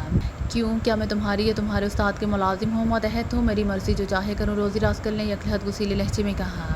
کیا کہہ رہے ہو؟ میں نے کیا جرم کیا ہے؟ اگر اس فلیٹ پر آنا جرم ہے تو تم بھی تو یہاں موجود ہو. او ہاں، تمہارا کیا تعلق ہے کوئن سے؟ تم یہاں کیوں آئے ہو؟ روزی راسکل نے بات کرتے کرتے چونک کر کہا. میں تو سیف کو ٹریس کرتا ہوا یہاں آیا ہوں. اس کے نائب عالم کو عمران صاحب نے اس کے آفس سے اغوا کرایا تو اس نے بتایا کہ سیف یہاں چھپا ہوا ہے، لیکن جب میں یہاں پہنچا تو اس کی بجائے تم یہاں موجود تھی. میں تو کوئن کو جانتا تک نہیں. ٹائیگر نے منہ بناتے ہوئے کہا. او اچھا، تمہارا لہجہ بتا رہا ہے کہ تم سچ بول رہے ہو، شکر کرو کہ مجھے تمہاری بات پر یقین آ گیا ہے، ورنہ اب تک میں تمہیں گولی مار چکی ہوتی، روزی راسکل نے کہا تو ٹائیگر بے اختیار ہنس پڑا۔ ہنس کیوں رہے ہو؟ روزی راسکل نے حیرت بھرے لہجے میں کہا، تم باتیں ایسے کر رہی ہو جیسے میرے اور تمہارے درمیان کوئی رشتہ ہو، حالانکہ ایسا نہیں ہے اور نہ ایسا ہوگا، ٹائیگر نے مسکراتے ہوئے کہا۔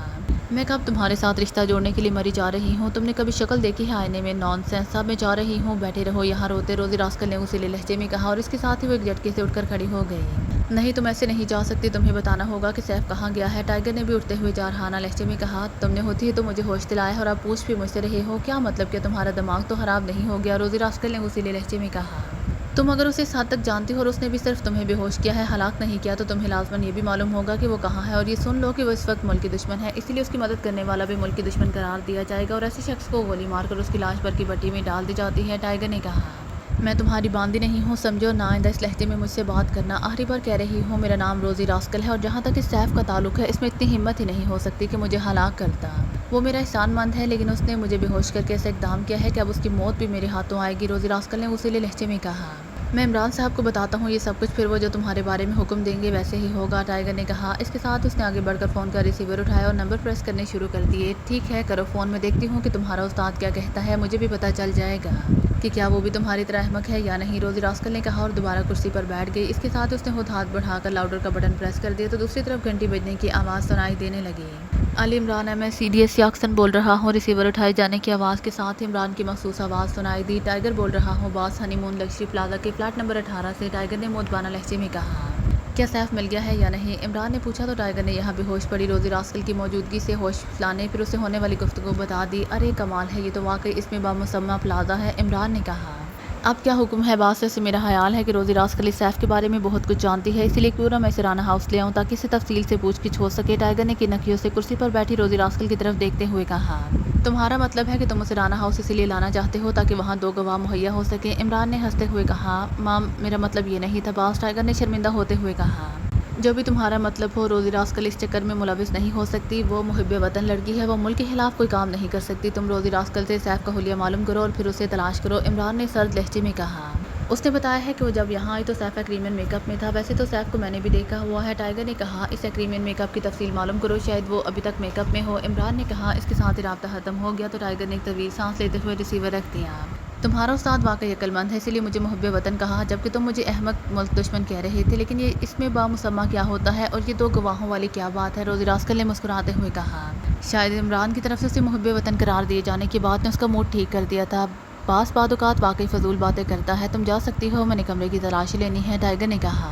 یہ تم کہہ رہے ہو؟ تم اس کے سامنے بات کرتے ہوئے تو تمہاری جان نکل رہی ہوتی ہے اور آپ کہہ رہے ہو کہ وہ فضول باتیں کرتا ہے، کون سی بات فضول کی ہے اس نے؟ تمہارا مطلب ہے کہ اس نے مجھے محب وطن کہا ہے تو یہ فضول بات ہے، روزی راسکل نے آنکھیں نکالتے ہوئے کہا۔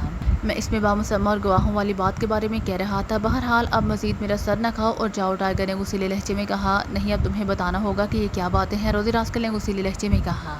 اس پلازا کا نام ہنی مون پلازا ہے اور اس میں بامسمہ کا مطلب ہے جیسا نام ویسا کام، ٹائیگر نے جواب دیا۔ یہ کیا بات ہوئی؟ میری سمجھ میں تو اب بھی کچھ نہیں آیا، واقعی تم ٹھیک کہہ رہے ہو، تمہارے استاد کو سوائے فضول باتیں کرنے کی اور کچھ نہیں آتا، روزی راسکل نے منہ بناتے ہوئے کہا۔